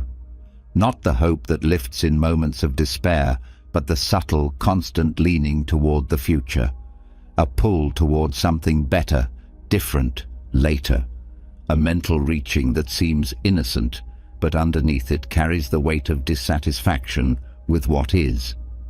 Hope sounds beautiful. It's celebrated in culture, in philosophy, in spiritual teachings. It's painted as light in the dark, the anchor that keeps us from sinking. But Buddhism invites a radical shift in how we see it, not to strip life of optimism, but to expose how even hope can become a chain. Because hope is still a craving for something other than what's here, a refusal to rest completely in the now. And until that craving is seen and released, peace will always feel just slightly out of reach. The mind loves to move forward. It dreams, it plans, it anticipates, and none of that is inherently wrong. But when hope turns into grasping, when it becomes an emotional strategy to escape discomfort, it binds you just as much as fear does. In fact, hope and fear are two sides of the same attachment. Both are based on imagining a future and resisting the present. Hope says, things will get better. Fear says, things will get worse. Both assume that this is not enough, that now must be improved or fixed. But the deeper the practice becomes, the clearer it is. Peace doesn't arrive when the future does. It arrives when the need for the future releases its grip. This doesn't mean you stop moving through life. You still take care of your responsibilities. You still plant seeds, but you no longer lean on the outcome. You no longer build your emotional stability on what might happen next. You no longer carry that quiet ache that says, "I'll be okay when..." Because that ache is where suffering lives. It creates a delay between your experience and your presence. It puts peace on hold. It makes you believe that what you have now is only a bridge to something better. And so you miss it. You miss the ordinary beauty, the quiet miracles, the texture of each moment that can only be felt when you stop leaning forward. Letting go of hope in this way is not cynicism. It's clarity. It's seeing that craving for a different future, even a brighter one, still creates tension, still creates comparison, still creates absence from your own life. Hope is tricky because it feels soft. It feels like love. But often it's fear in disguise. Fear that if you don't imagine something better, you'll collapse. Fear that if you let go of your vision, you'll lose your direction. But direction can exist without attachment. Movement can happen without grasping. You can still care deeply. You can still act. But without the hunger that something has to change for you to feel whole. This level of release can feel disorienting at first. If you let go of hope, what holds you up? What keeps you moving? But look closely. You'll see that what holds you is not the imagined future. It's the strength of presence. It's the stability that comes not from expectation, but from attention. When you're fully here, you don't need a future to escape into. You already feel full. And that fullness is what the path points to over and over again. Not a future state, not a promised land, but this breath, this stillness, this now. You're not being asked to stop loving, to stop dreaming, to stop caring. You're being invited to stop postponing your peace. You're being invited to meet your life directly, without hoping it will turn into something else first. This also changes how you relate to time. When hope loosens, time softens. It's no longer a straight line pulling you toward better versions of yourself. It becomes spacious, circular, alive. You stop trying to race against time. You stop measuring your progress. You live without needing to hurry, because there's nothing missing, nothing on its way, just this unfolding moment, endlessly arriving. Even healing becomes different. When hope fades, you stop saying, "One day I'll feel okay." You start noticing where okayness already lives in your body. You start listening to the parts that don't need to be fixed. You begin to honor the rhythm of your life, not the one your mind imagined, but the one unfolding now. Healing is no longer something you chase. It's something you recognize, something already happening beneath the surface of your striving. Letting go of hope also frees you from subtle self-judgment, because hope often says, "I'll accept myself once I'm better." It creates a distance between who you are and who you think you need to be. But when hope dissolves, so does that distance. You start to feel compassion for yourself exactly as you are, not as a project, not as someone on the way to being whole, but as someone already whole, even in your confusion, your sadness, your flaws. This is not easy. The mind resists. It says, "Without hope, won't I become passive? Won't I stop caring?" But it's the opposite. When you stop projecting into the future, you have more energy for now, more space to be fully present with what needs attention. You care more, not less, because your care is rooted in what's real, not what's imagined. Hope often numbs us. It keeps us from fully grieving, fully facing, fully accepting what is. It says, "This will pass," and that may be true, but it doesn't allow us to meet this moment with the honesty it deserves. Letting go of hope means you can sit with sorrow without rushing to the silver lining. You can face loss without needing to spiritualize it. You can breathe into pain without promising yourself it will go away. And paradoxically, this creates more peace, not less.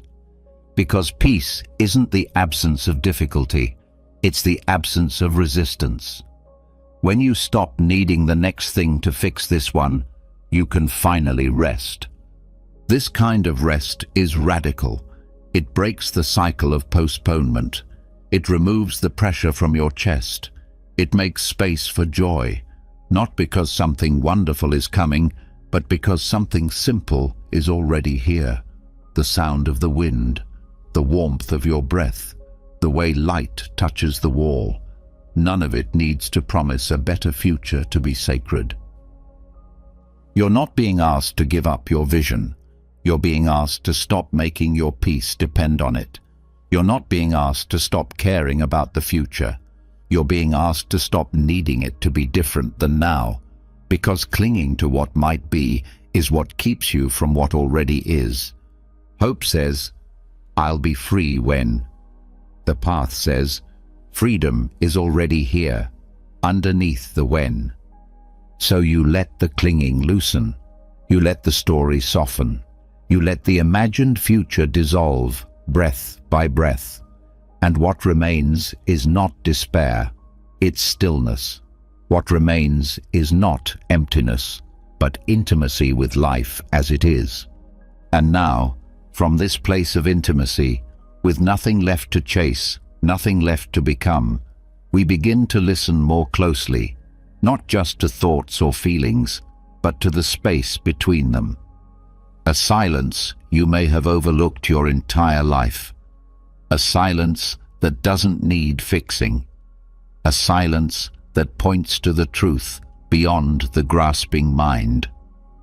When the grip of hope finally loosens and your mind no longer waits for the next moment to bring peace, something rare begins to surface. A deeper quiet. Not the silence of boredom, but the kind that feels full, vast, and awake. In that silence, your senses start to open. You hear more clearly. You see without distortion. You touch each moment without needing it to transform. But just as you begin to rest there, something interrupts it. A voice. Not outside, but inside. A steady, familiar stream that narrates your life, judges your every move, predicts your future, replays your past. This voice seems so normal, you hardly question it. But this is the next veil, the inner narrator. That subtle commentator in your mind that's been speaking over every moment of your life, convincing you that it's you, and it's not. The voice in your head is not the problem. The attachment to it is, because you've mistaken it for who you are. The mind talks, and you listen. It tells stories about you, about others, about what will go wrong or how things should have been. And over time, those stories become a self. Not because they're true, but because they're repeated. This is the illusion Buddhism helps you see through, not by silencing the voice, but by stepping back far enough to realize you're not the one speaking, you're the one who hears it. This realization changes everything. Most people spend their entire lives reacting to that voice. They try to negotiate with it, correct it, believe it, or suppress it. But the real practice is none of those. The real practice is detachment, not in a cold way, but in a freeing way.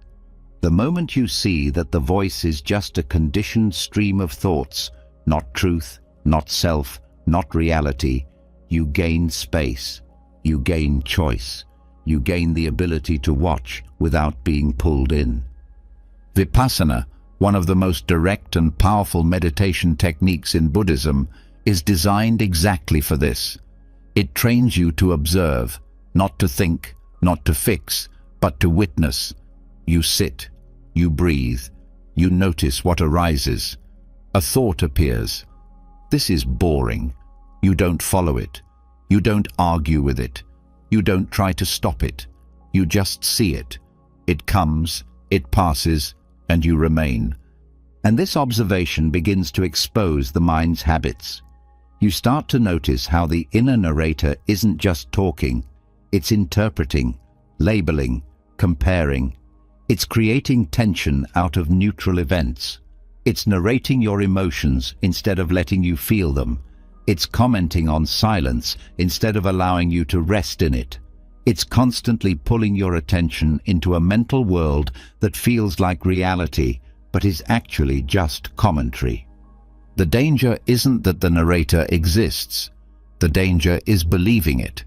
You believe it when it says you're not good enough. You believe it when it says they don't care.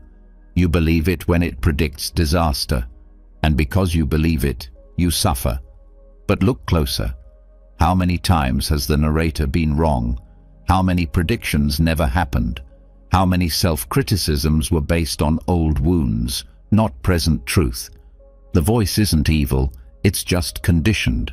It's a collection of past impressions, fears, hopes, and cultural noise. And it's not personal, it's mechanical. This is where detachment becomes powerful. When you stop identifying with the voice, it loses power. It might still speak, but it doesn't shake you. You hear it like you'd hear a radio in another room. Noise, not truth. And in that space, something deeper begins to arise. Your direct experience, not filtered by the narrator, just pure awareness. The feeling of your breath, the warmth of your hands, the sound of wind. Life before the mind describes it. This pure experience is your home, and it's always been here underneath the commentary. But it gets buried by thought, because thought feels so loud, so important. It tells you that you must listen, that you must obey, that you'll lose control if you stop following. But what actually happens is the opposite. You become more grounded, more clear, more present, because now you're acting from awareness, not reacting from mental noise. You begin to see that much of your stress was not about life itself, but about your thoughts about life, not about what happened, but about what the narrator said about it, not about who you are, but about the role the voice kept rehearsing. And when that's seen clearly, you don't have to fight it. You just don't give it your energy anymore. You stop feeding the story. This is a major shift in identity. You no longer see yourself as the thinker. You see yourself as the awareness in which thinking happens. This awareness is vast. It holds everything, thoughts, feelings, sensations, but it isn't defined by any of them. It allows everything, resists nothing, and clings to nothing. And from here, the voice becomes what it always was, just passing sound. Of course, the voice will try to pull you back. It will say, "You're not doing this right. This doesn't feel spiritual enough. You're wasting time." And you'll notice, those are just more thoughts. The narrator is trying to protect itself, trying to stay relevant. But once you've seen through the illusion, you can just smile. Let it speak. Let it fade. You're not at war with it. You're just not trapped by it. This also shifts how you relate to other people, because most of your reactions to them are filtered through your narrator. You think they're judging you because your inner voice is judging you. You think they're not listening because your inner voice isn't present. But when that voice quiets, you see others more clearly. You hear without interpretation. You feel without projection. You respond from presence, not defense. And this makes connection possible. Real connection. Because now there's no script, no inner monologue rehearsing the conversation. No need to manage your image while you speak. You're just here, alive, listening, honest. And that honesty brings peace. You no longer need to manage the voice. You no longer need to escape it. You've stopped identifying with it. And that's the most powerful shift of all. Because now you can rest, not in thought, but in awareness, not in ideas, but in presence, not in story, but in silence. And from that silence, life unfolds naturally, not narrated, not controlled, just lived. You don't need to eliminate the narrator. That's just more control, more struggle. You just need to see it clearly. With every thought that comes, notice, this is not me, this is a voice. And with every breath, return to the body, to the senses, to the space that holds it all. This is the practice, simple, not easy, but profound. Over time, the voice becomes quieter, not because it's been silenced, but because it's no longer the center. It's no longer believed, and the silence that remains isn't empty. It's full of life, full of clarity, full of the presence that doesn't need to be narrated to be real.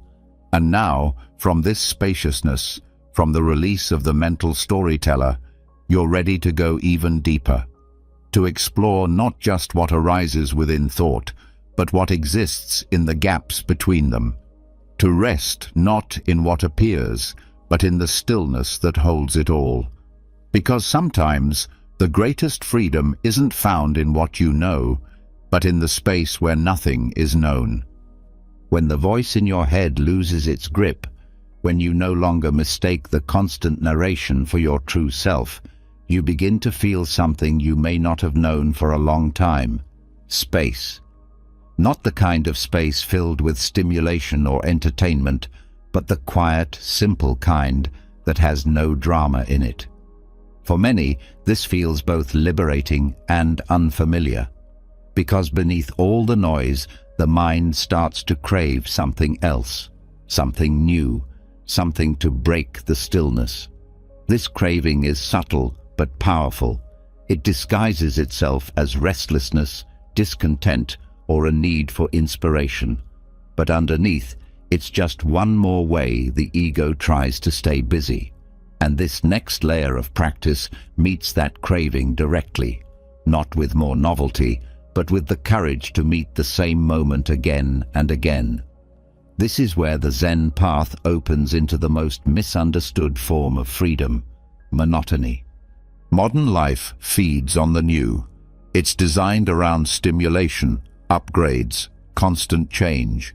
You're encouraged to chase the next thing, improve every area of life, reinvent yourself daily. Even in subtle ways, there's pressure to escape sameness. But repetition, when seen through the eyes of presence, is not a trap. It's a teacher, a doorway, and in Zen, it's considered one of the most direct paths to awakening. Not because it entertains the mind, but because it wears it down until only presence remains. Repetition is what reveals your relationship with boredom, and boredom is rarely about what's happening. It's about your refusal to be with it. It's resistance disguised as disinterest. When you're bored, you're not really paying attention. You're comparing the present moment to an idea of how things should be. You want more. You want different. And that want creates tension. That tension is what most people call suffering. But Zen teaches something different. It says the same action, repeated with full awareness, can become sacred. The same breath, the same walk, the same bowl of rice. It can all become a portal to freedom if you're willing to stay present with it. The mind may scream for change, but the heart settles into rhythm. The body knows how to follow cycles. It breathes, it beats, it moves in patterns. And when you sync with those patterns, instead of resisting them, you fall into alignment with life itself. Doing the same thing again and again teaches humility. You're not performing, you're not impressing, you're just here, folding the same robes, sweeping the same floor, bowing in the same way each day. And as the mind stops searching for reward or variety, your awareness sharpens. You begin to notice the texture of the broom handle, the sound of cloth against skin, the way your muscles shift slightly each time. What once seemed repetitive becomes alive, because you're finally paying attention. This is not passive. It's the most engaged form of living. It doesn't reject change. It simply no longer demands it. It meets each moment as it is, not to manipulate it, but to merge with it. And in that merging, something profound happens. Peace. Not the kind of peace that comes after everything works out. The kind that arises when you stop needing anything to change. This is also how suffering softens, because suffering often grows in the spaces where you believe something is missing. You think the present is lacking, so your mind searches. More pleasure, more intensity, more insight. But repetition reveals that nothing is lacking. It just hasn't been seen clearly yet. When you stay with the same task, not once, but 1,000 times, it stops being boring. It starts becoming intimate. You begin to see its layers, its detail, its life. Zen monks wake at the same time, eat the same food, sit in the same posture, not because it's easy, but because it strips away the illusion that novelty brings freedom. What it brings is distraction, temporary satisfaction, and then another hunger. The cycle repeats, and your attention is pulled further and further from stillness. But monotony brings you back, slowly, patiently.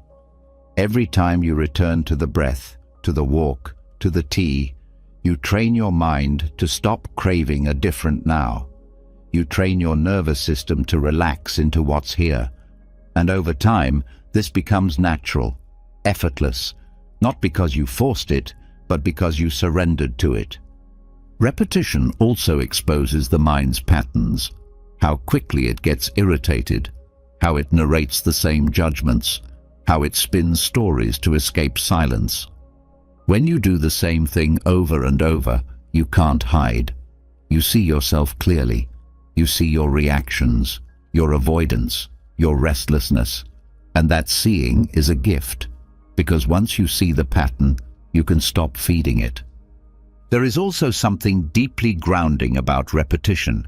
It anchors you in the body, in rhythm, in now. You stop living in fantasy.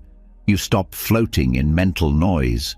You return to this place, this task, this breath.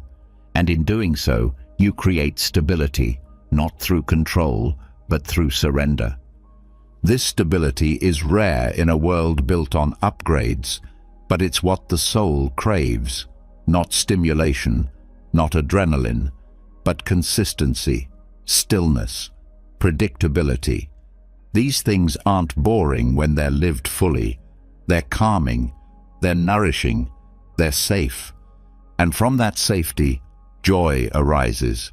Not the sharp, ecstatic kind, but the quiet contentment that comes from being undivided.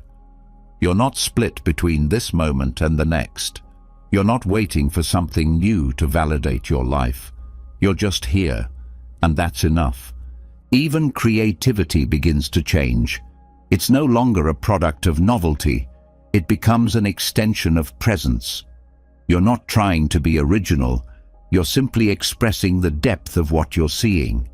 And that depth only comes from repetition, from staying, from looking at the same thing long enough that its surface cracks and something sacred shines through. Monotony also builds resilience. You stop needing conditions to be exciting. You stop needing moods to cooperate. You show up regardless, and that showing up becomes its own reward. Not because it changes things, but because it reveals what never changes: your awareness, your breath, your capacity to meet life directly. In this way, repetition becomes devotion, not to an idea, not to a goal, but to presence itself. Each repeated act becomes a bow to now. Each ordinary movement becomes a prayer, not because you're spiritualizing it, but because you're finally seeing it, without filters, without distraction, just as it is. This path doesn't ask for extraordinary effort. It asks for ordinary attention, repeated, sustained, honest. It asks you to meet your life not as a means to something else, but as the destination itself. This is the end of boredom, not because life became more interesting, but because you became more present. This is the end of restlessness, not because you found what you were looking for, but because you stopped searching. So the same walk becomes sacred, the same meal becomes a meditation, the same sunrise becomes new, not because it changed, but because you did. You're no longer rushing past it. You're no longer waiting for the next thing. You're here, finally, and here is everything. And from this place of calm repetition, where the mind stops chasing and the heart opens to what is, we begin to see another layer that fuels our suffering. Not the desire for stimulation, but the belief that we must improve, grow, and become someone else.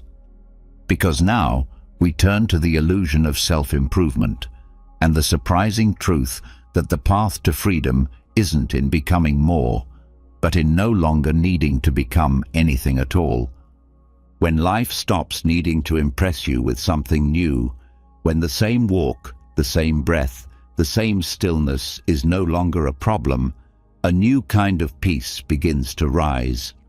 One that isn't dramatic, one that doesn't depend on intensity or variety. It's a peace born from your willingness to stay, to be with what is, without needing it to change. And as that peace settles into your nervous system, something even subtler begins to stir. A thought, soft but persistent. Now that I've found stillness, how do I become even more? How do I grow from here? The mind, even after deep presence, still reaches for a goal. Not outward now, but inward. It starts dressing up its desire in the language of growth, of evolution, of self-improvement. But here, in this next layer of the path, Buddhism offers one of its most freeing truths. You don't need to improve, because the self you're trying to fix doesn't actually exist in the way you think it does. The idea of self-improvement sounds healthy. It sounds wise, even noble. You want to be kinder, more peaceful, less reactive. You want to meditate better, love more fully, live more authentically. These are beautiful intentions on the surface, but underneath them often lives a subtle rejection, a belief that who you are right now is not enough, that your current self is somehow lacking, flawed, incomplete. And from that belief, the endless cycle of internal fixing begins. You wake up and set goals. You meditate to become calmer. You journal to figure yourself out. You reflect, analyze, optimize. But often, the more you try to improve, the more fragmented you feel. Because self-improvement, when driven by a belief in a broken self, only strengthens that belief. You start chasing a future version of yourself that doesn't exist. You become the hamster in the spiritual wheel, always running toward wholeness, never arriving. Buddhism doesn't deny growth, but it points to a different kind of growth, one that's not about becoming more, but about seeing clearly. Not about constructing a better identity, but about dissolving the illusion of identity altogether. Because once you see that there is no solid fixed self to improve, the whole struggle drops. And what's left is not complacency. It's clarity. It's the freedom to be as you are, without the mental commentary that says you should be someone else. The illusion of progress comes from the same misunderstanding that fuels suffering, the belief in a permanent I. An I who is behind all thoughts, who owns all feelings, who lives like a central character in a never-ending story of becoming. But if you look closely, that I can never be found. There are thoughts, yes. Sensations, yes. Memories, yes. But where is the self that owns them? It's not in the body. It's not in the mind. It's a concept stitched together from habit and language. And the moment you begin to question it, not as a theory, but in lived experience, something shifts. You stop needing to improve a self that was never solid to begin with. You stop polishing the mirror and start resting as the space in which the mirror appears. The motivation to change transforms from compulsion to curiosity. You don't act from deficiency, you respond from awareness. This shift dissolves the anxiety of not being good enough, because that anxiety was never based on truth. It was based on comparison between who you are and who you think you should be. But the should is an idea, a fantasy, and chasing it always leaves you a little tired, a little behind. But the present moment has no should. It simply is, and in that simplicity, the burden of improvement falls away. Letting go of self-improvement doesn't mean you stop growing. It means growth no longer comes from pressure. It arises naturally, like flowers opening to the sun. No striving, just unfolding. You start eating better, not because you hate your body, but because you care for it. You meditate not to fix your mind, but because stillness is nourishing. You listen to others, not to become more compassionate, but because presence invites you to truly hear. Action still happens, but from love, not from lack. This is the kind of transformation that doesn't need charts or goals. It's not tracked. It's felt. It's quiet. You're no longer measuring yourself against an invisible ideal. You're simply living, responding, adjusting. Not because you're broken, but because life is dynamic and you're alive within it. This view also changes how you relate to your past, because so much of self-improvement is driven by trying to redeem the old self. You think, if I become better now, I can finally forgive who I was.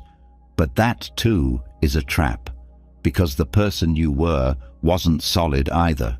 It was another stream of thought, of memory, of conditioned response.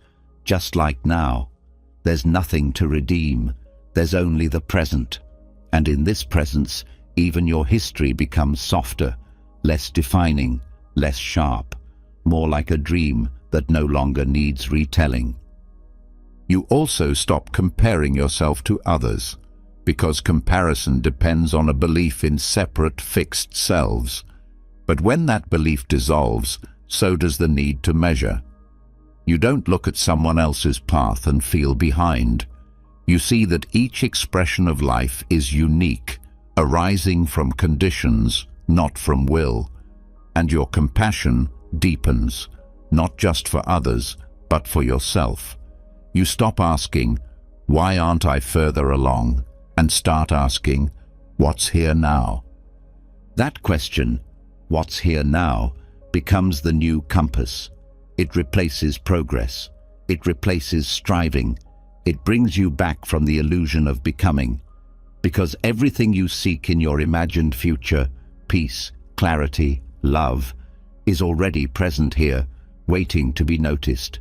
Not built, not earned, not added, just seen. This perspective also changes your relationship with discipline. You still show up, you still commit, but not out of guilt or ambition. You commit because presence asks for it, because awareness naturally returns to itself. Discipline becomes devotion, not duty, a joy, not a demand. And from that place, everything softens, even your ambition to awaken. Because even awakening, when seen as a goal, can become a prison. Another version of better, another layer of not yet. But real awakening is the seeing through of all goals, including that one. It's the moment you realize there's nothing more to chase, and in that realization, you relax, not into laziness, but into stillness, into the recognition that you are already home. The path doesn't disappear, it just becomes lighter. Each step taken not to arrive, but to walk. Each breath not to calm, but to feel. Each moment not to build the self, but to see that the self was never there. And from this emptiness, everything becomes alive, not because it's new, but because you're finally present. So you stop fixing, you stop evaluating, you stop shaping yourself into a concept. You let go of the inner judge, the planner, the one who always needs to be a little better. You let all of them go, not by force, but by no longer feeding them. And what's left is presence, pure, simple, undivided. That presence is enough. And now, with the pressure to grow lifted, with the weight of improvement released, something even quieter begins to call you, not through thought, but through the space where thought ends. A place not between past and future, but between one breath and the next. A place that has been with you all along, unnoticed. The stillness between, the gap where silence speaks, and in the next step we explore that silence, not as emptiness, but as the doorway to everything real. When you release the compulsion to fix yourself, when you no longer measure each breath against an ideal version of who you think you're supposed to become, the tension begins to dissolve. The chase ends, and with it, a gentler rhythm emerges, one that asks for nothing, proves nothing, and waits for no destination. But even in this new rhythm, something else becomes visible. Between the moments you label as progress and stillness, between each thought, between each breath, there's something else entirely. Something so easy to miss that most people never stop long enough to feel it. Not the thought, not the space filled with words, but the space just before the next one comes. This is not emptiness in the way the mind fears. It is presence without noise, the silent field between movements. And it's here, in this subtle and sacred pause, that a different kind of peace begins to unfold. The mind is rarely still.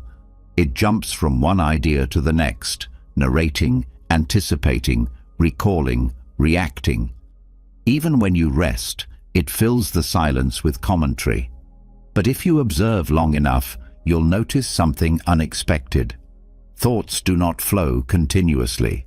They rise and fall, and between each one, there's a gap, a pause.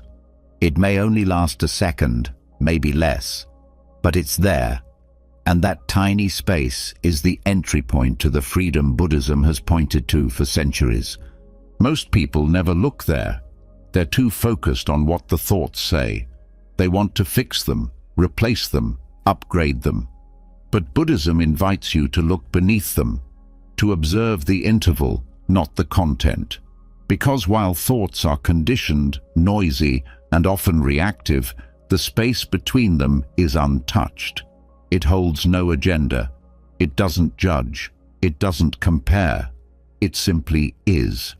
And in that stillness, you begin to sense what awareness feels like when it's not wrapped around an object.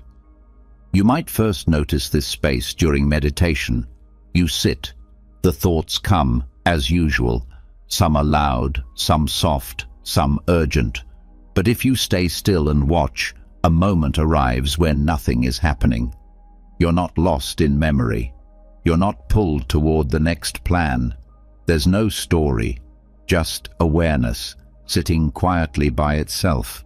And for that brief moment, you're not thinking, you're simply being. This space is not created by effort. It reveals itself when effort stops. When you stop trying to think or stop thinking. When you let the mind move on its own and you step back far enough to see what's underneath. And what's underneath is not a blank void. It's the most alive part of you. It's where peace lives, not as an idea, but as a direct experience. The gap between thoughts is not empty in the way the world defines empty. It's not lacking. It's full of presence, of still awareness. It's what holds your entire experience, yet never asks to be noticed. It simply waits, quietly, between the movements of the mind. And when you finally rest there, even for a moment, you understand why Buddhist teachings place so much importance on awareness, not awareness of things, but awareness itself. This space also exists between emotions. When you're caught in sadness, there's often a pause before it becomes anger. When you're moving from fear to control, there's a slight hesitation. These micro moments are overlooked because they don't scream, they don't tell stories, but they're there. And in those pauses, there's an opening, a choice. Not a decision in the usual sense, but a chance to stay instead of react, to remain still instead of being pulled. These in-between moments are powerful because they are not conditioned by habit. Thoughts are shaped by memory. Emotions often follow old patterns, but the space between them is free, untouched by your past, unburdened by your plans. And when you train yourself to notice it, you start to live from it. Not all the time, but enough. Enough to see that peace doesn't come after the thought ends. It was there all along, hidden in the silence that wrapped around it. Resting in this space isn't about tuning out life.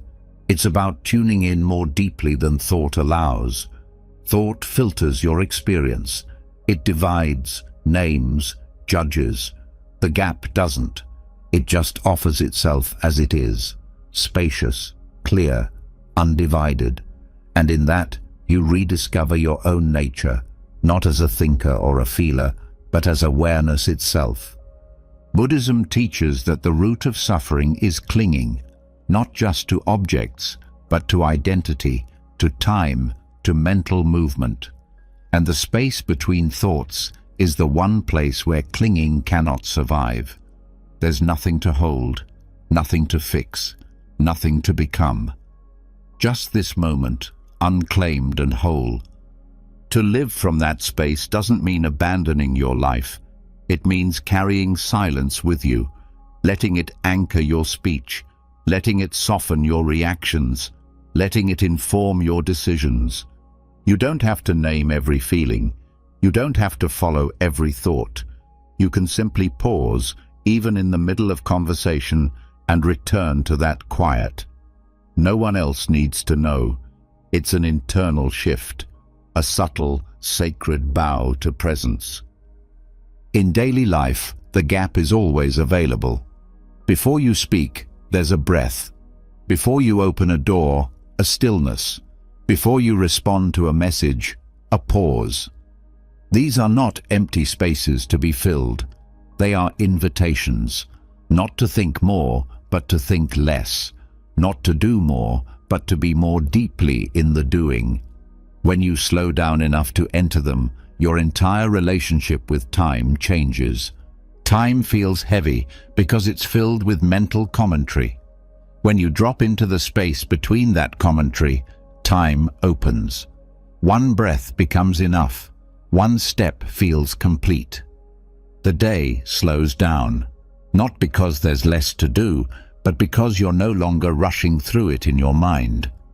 Meditation deepens this capacity, not by shutting down thought, but by watching it pass. And in the watching, you begin to sense the stillness it floats in, like clouds moving across a vast sky. You start to rest, not in the clouds, but in the sky itself. Thought may continue, but your identity shifts.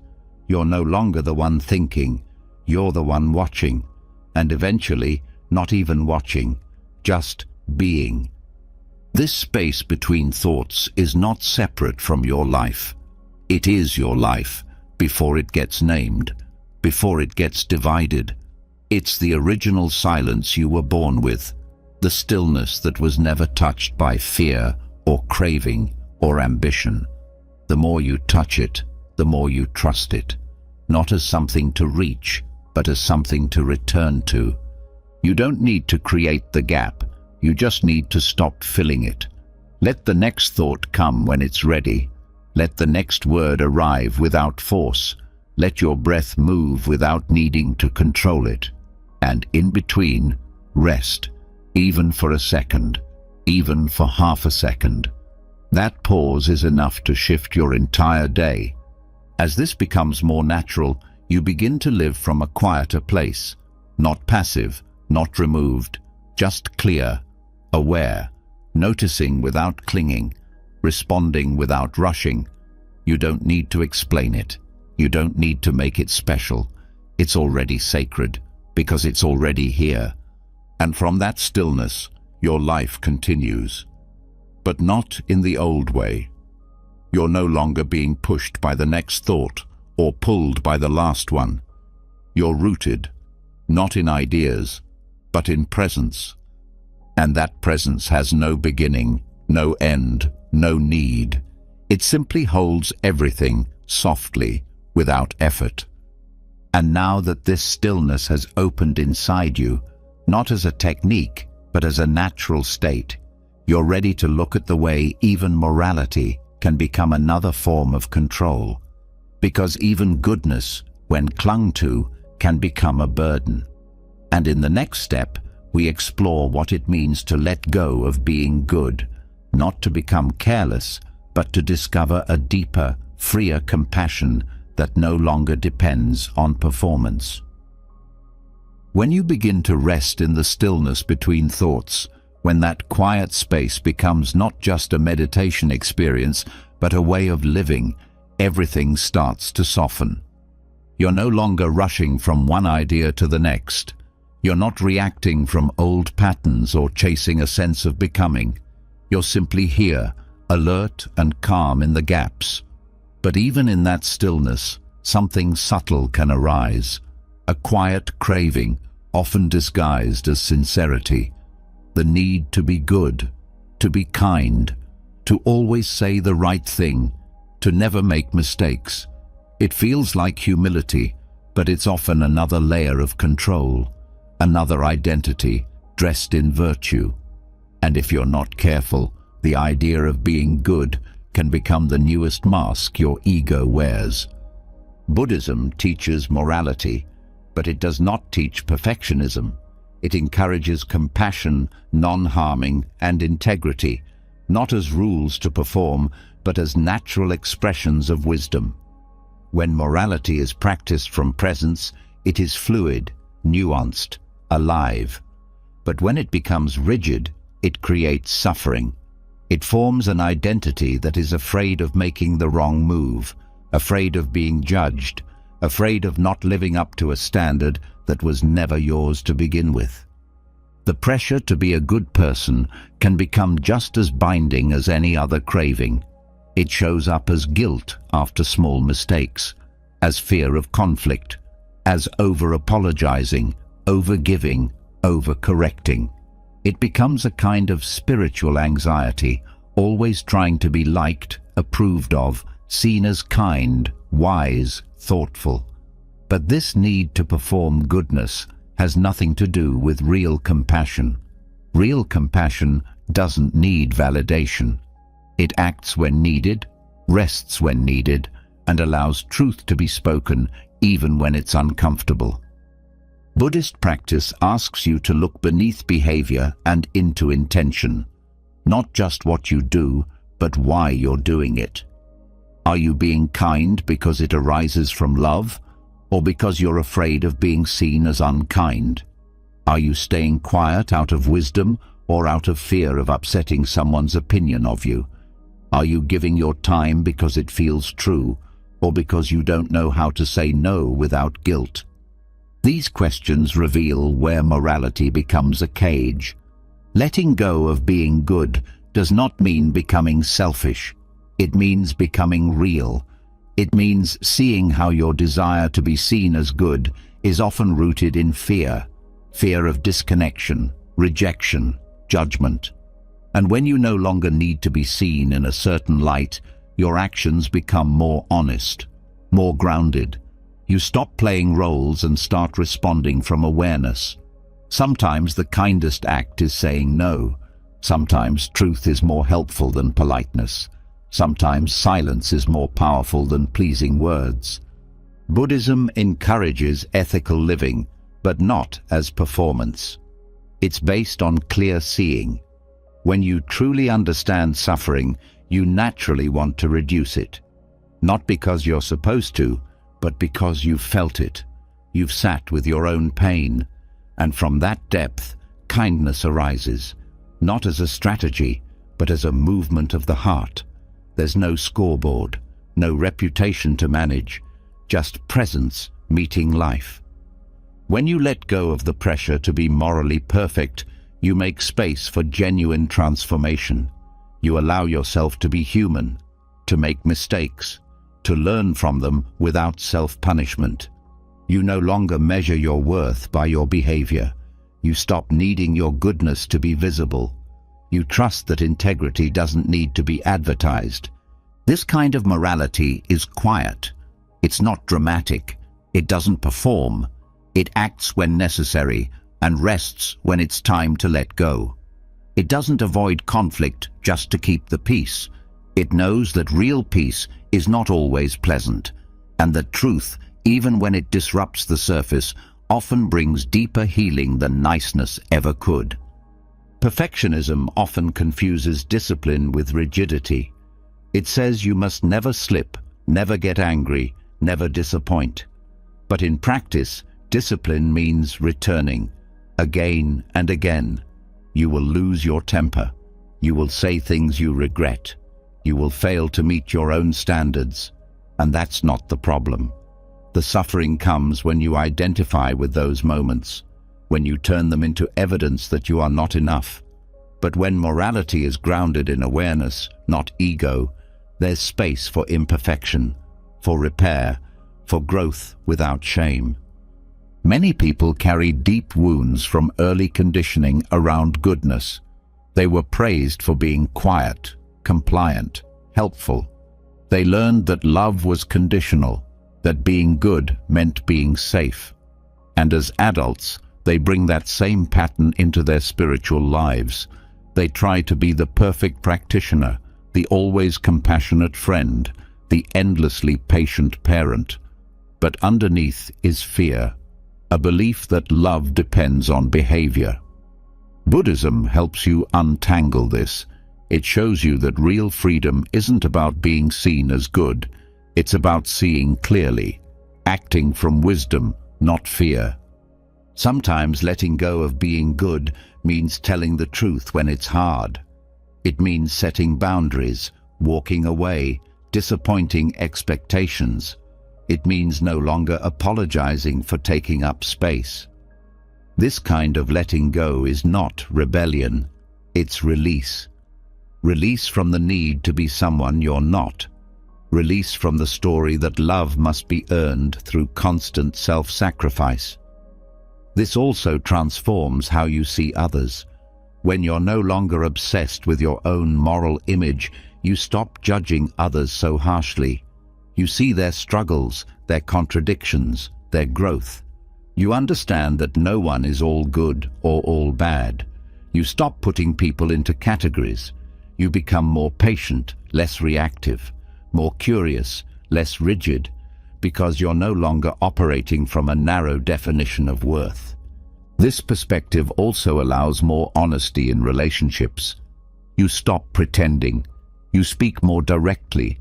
You don't hide behind pleasantries or spiritual language. You say what's true without needing it to land a certain way. And this honesty builds real intimacy, not based on roles, but on shared presence. Ethics without ego become fluid, contextual, rooted in the moment. You stop clinging to rules and start listening more deeply. What does this situation require? What does love look like right now? What causes the least harm without betraying yourself? These questions can't be answered from a script. They require presence, sensitivity, courage. Letting go of being good also dissolves self-righteousness. When you no longer build identity around morality, you stop needing to be better than others. You stop using ethics to judge, control, or feel superior. You see that everyone is doing their best from their level of awareness, and that awareness, not behavior, is the real path to liberation. This kind of compassion has nothing to prove. It includes yourself. It forgives the parts of you that still struggle. It allows space for confusion, contradiction, complexity. And in that space, something more honest starts to grow. Not goodness, but sincerity. Not performance, but presence. Not image, but truth. And when truth becomes more important than approval, you're finally free. Free to love without pretending. Free to speak without fear. Free to live without constantly monitoring your impact. You still care, but your care is no longer tight, anxious, or performative. It flows from the same place your breath flows, from presence. And now that the weight of being good has lifted, now that your actions come from awareness instead of ego, something else begins to shift. You start to notice how even love can become heavy when it clings. How compassion, if tangled with control, begins to hurt. And in the next step, we explore the art of loving without attachment, of caring without grasping, of allowing others to be free, even as you offer your deepest presence. When the need to be seen as good finally dissolves, when your actions no longer come from pressure to prove something, but from the quiet clarity of presence, a different kind of space opens in the heart. It's warmer, softer, it breathes without effort. But within that space, just as peace begins to settle, another deeply rooted habit often shows up. The urge to hold tightly to the people you care about. The need to protect, to manage, to keep close what feels meaningful. This doesn't come from malice. It often comes from love. But love, when confused with attachment, turns heavy. Compassion, when tangled with clinging, becomes a source of suffering. And now, this is the next truth Buddhism invites us to explore. That real compassion does not bind. It liberates. The love most people grow up with is transactional, conditioned, or attached to specific outcomes. Love that wants things to go a certain way. Love that fears being lost. Love that tries to shape others into what feels safest. In daily life, this is seen in subtle ways. Wanting someone to behave a certain way so they don't hurt themselves or you. Wanting to be understood so deeply that you become frustrated when you're not. Wanting the people you love to stay close, agree with you, or never change. These are natural desires, but when left unchecked, they begin to suffocate the very love they arise from. Buddhism doesn't ask you to stop loving. It asks you to love more freely. It teaches that the deepest compassion is not controlling, but open, not possessive, but expansive. It sees others not as extensions of the self, but as beings on their own path, with their own timing, their own karma, their own unfolding.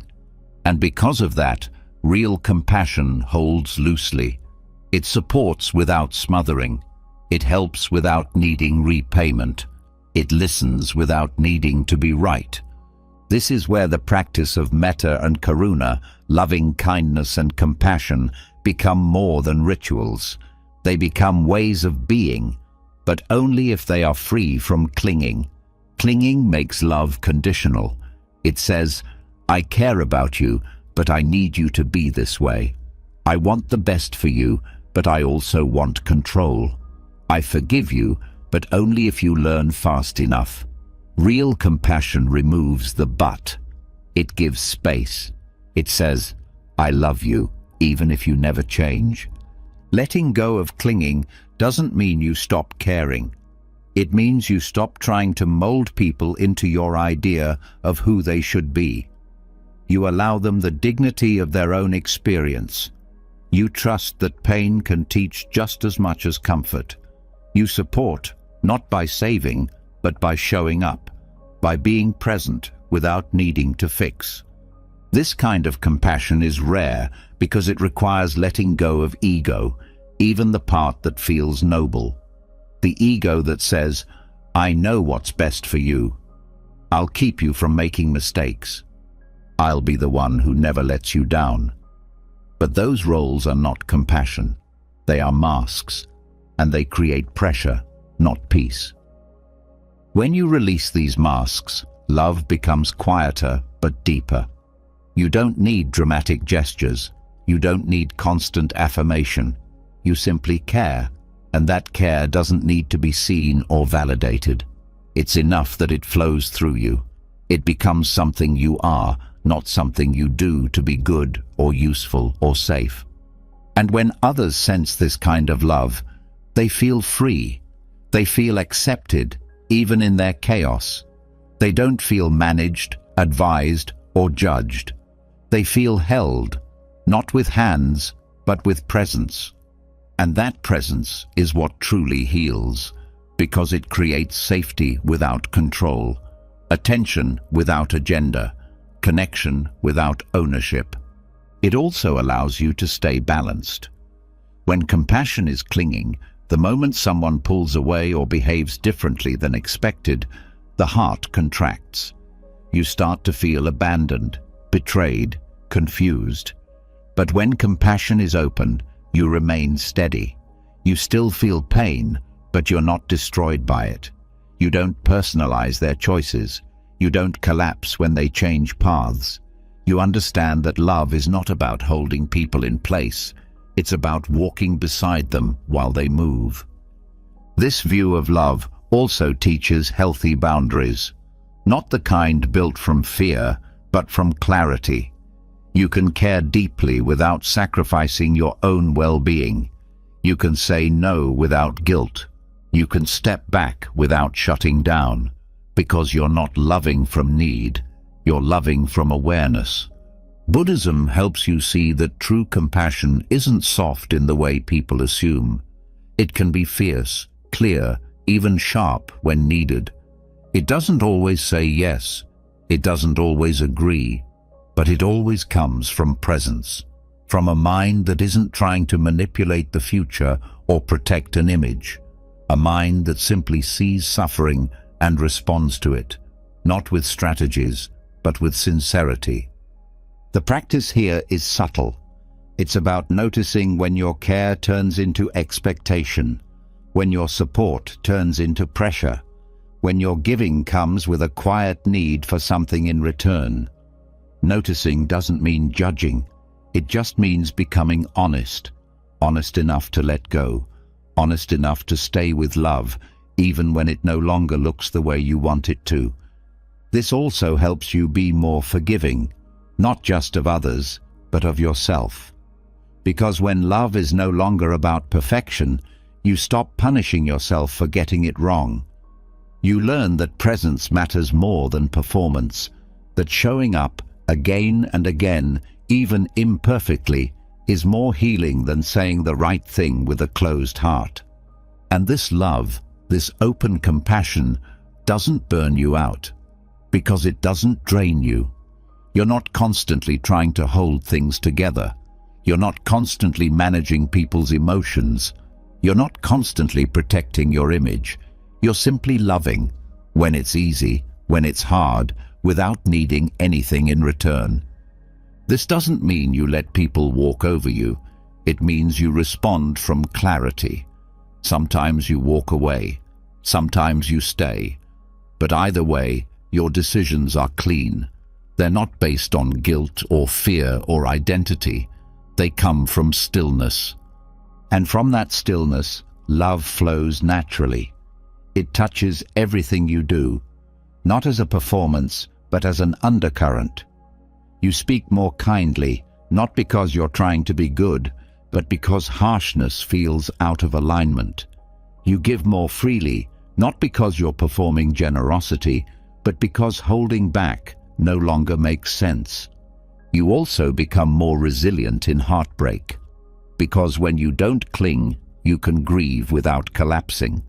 You can mourn without regret. You know that nothing was owed to you, that love is a gift, not a guarantee. And in that understanding, grief becomes sacred, not something to escape, but something to honor. Letting go of clinging in love doesn't make you distant. It makes you real. It allows you to show up fully without pretending. It allows you to receive love without needing to own it. It allows you to lose people without losing yourself. And now that your heart has opened without grasping, now that compassion has become a steady stream instead of a strategy, you're ready to explore the next doorway to freedom. Not through emotion, but through speech. Because even the way you speak can become a form of control. And in the next step, we explore how to release that too. How to speak without grasping. How to let go mid-sentence.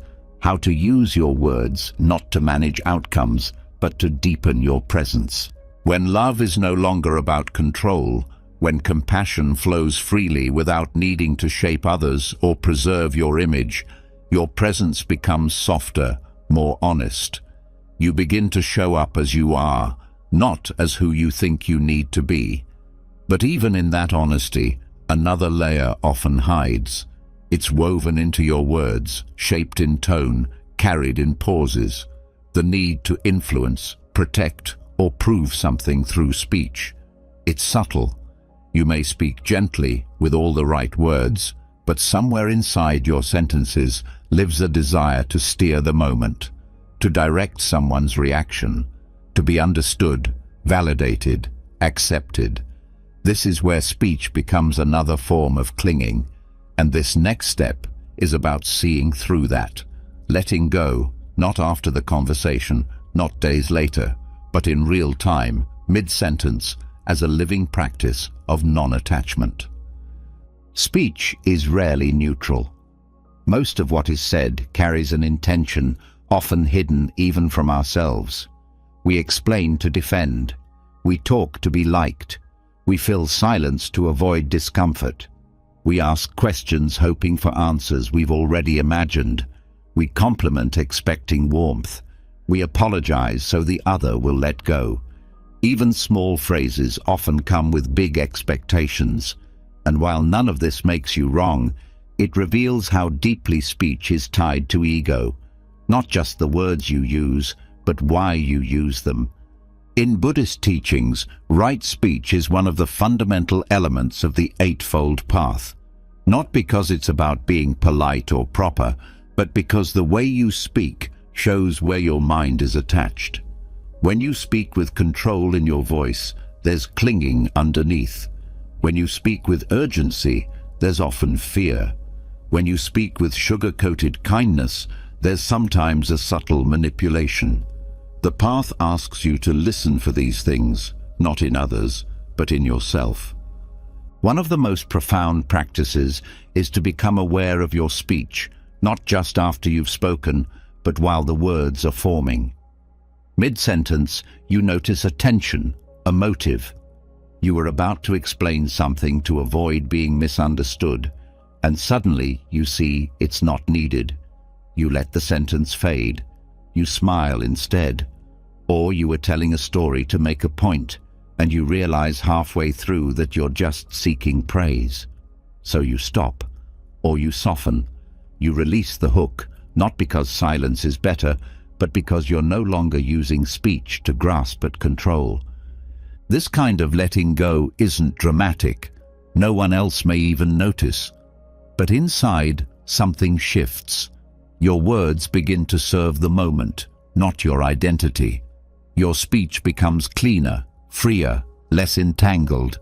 You still speak when needed, but now there's space around your words. They're not holding your self-image together. They're not building a version of you for others to see. They're not trying to get something from the world. They just express what's true, or they don't.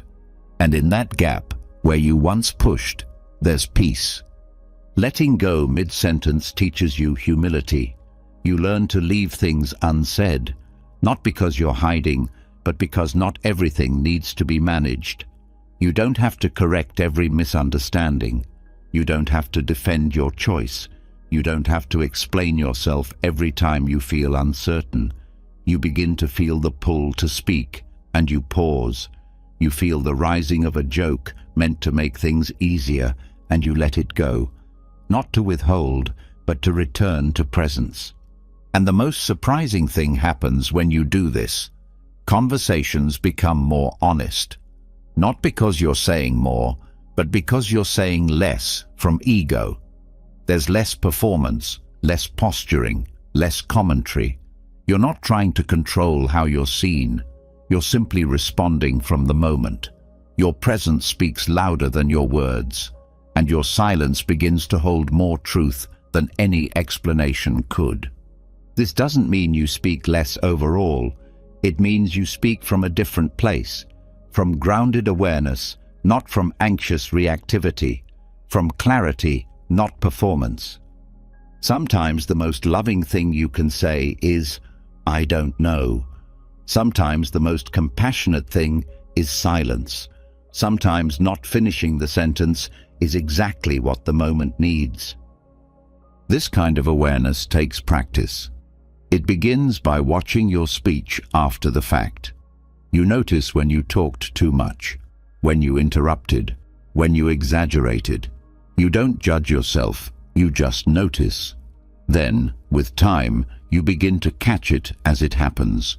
You feel the contraction in your chest before you defend yourself. You feel the tightness in your throat before you try to impress.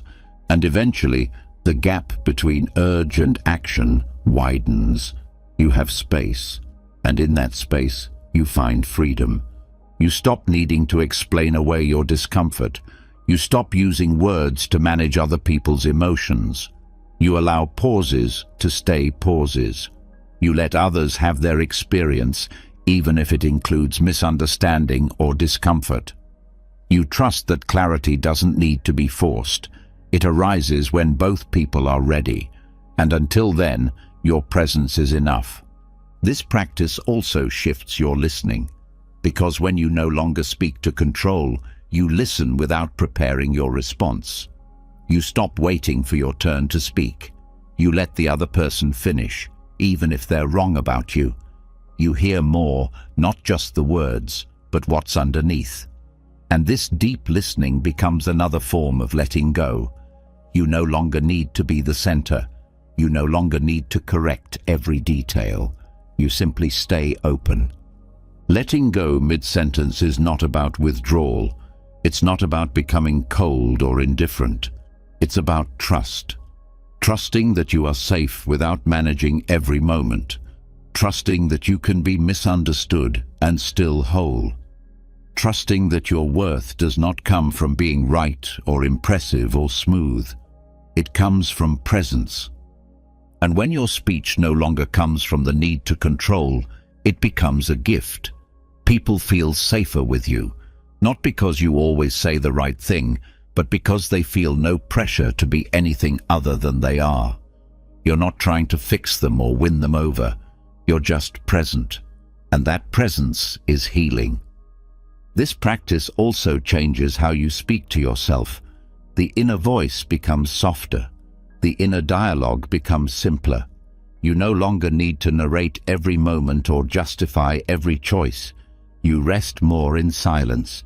You begin to enjoy not having to explain, not having to narrate your life to yourself, just being here without a story. And slowly, speech becomes sacred, not because it's rare, but because it's conscious. Each word chosen, not from fear, but from clarity. Each silence honored, not from avoidance, but from wisdom. You begin to taste what it means to speak from stillness, to let go not just after reflection, but in the moment of speaking itself. This is freedom, not dramatic, not loud, but steady, real, and it touches everything. Conversations become less about outcomes and more about connection. You stop needing closure. You stop needing the last word. You stop needing to tie things up perfectly. You trust that truth doesn't always need to be spoken to be known, that love doesn't always need to be explained to be felt. And now, with speech no longer used to protect or project, with silence no longer a sign of weakness, the mind begins to release something even deeper, the need for preference, the way you grasp at choices, at likes and dislikes, the belief that peace comes from getting what you want. And in the next step, you'll meet the radical teaching that true freedom comes not from choosing more, but from needing less, not from having control, but from releasing the illusion that you ever needed it at all. When you stop speaking to control the outcome, when even mid-sentence you're able to release the need to shape perception or manage impressions, what you're left with is space, clear, steady, and undemanding. The silence you once feared begins to feel like home. And as that silence deepens, something becomes undeniably clear. It was never just speech that held tension. It was the constant craving for things to go your way. The unspoken assumption that peace, happiness, and ease only exist when the world matches your taste. This is where the next doorway opens, not into more choice, but into the quiet power of not needing choice at all. Because the root of so much suffering is preference, and the Buddhist path offers a radical alternative: equanimity. Equanimity is not indifference. It's not coldness or apathy.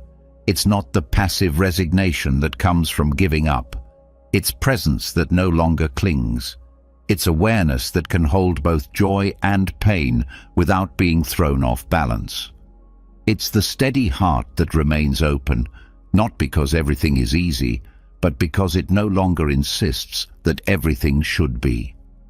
Modern life celebrates choice. The more options you have, the more free you're supposed to feel.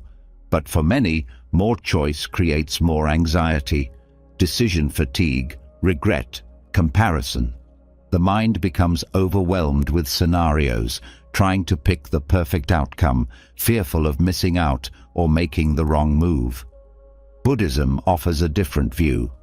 Real freedom isn't found in getting what you want. It's found in not needing what you want. It's found in the ability to meet each moment as it is, without demanding that it be different. This begins with seeing how often your peace depends on preference. You're comfortable when the weather is right, when people agree with you, when your plans go smoothly. But the moment life shifts, too loud, too slow, too uncertain, you tighten, you resist. You blame the moment for not matching your internal script.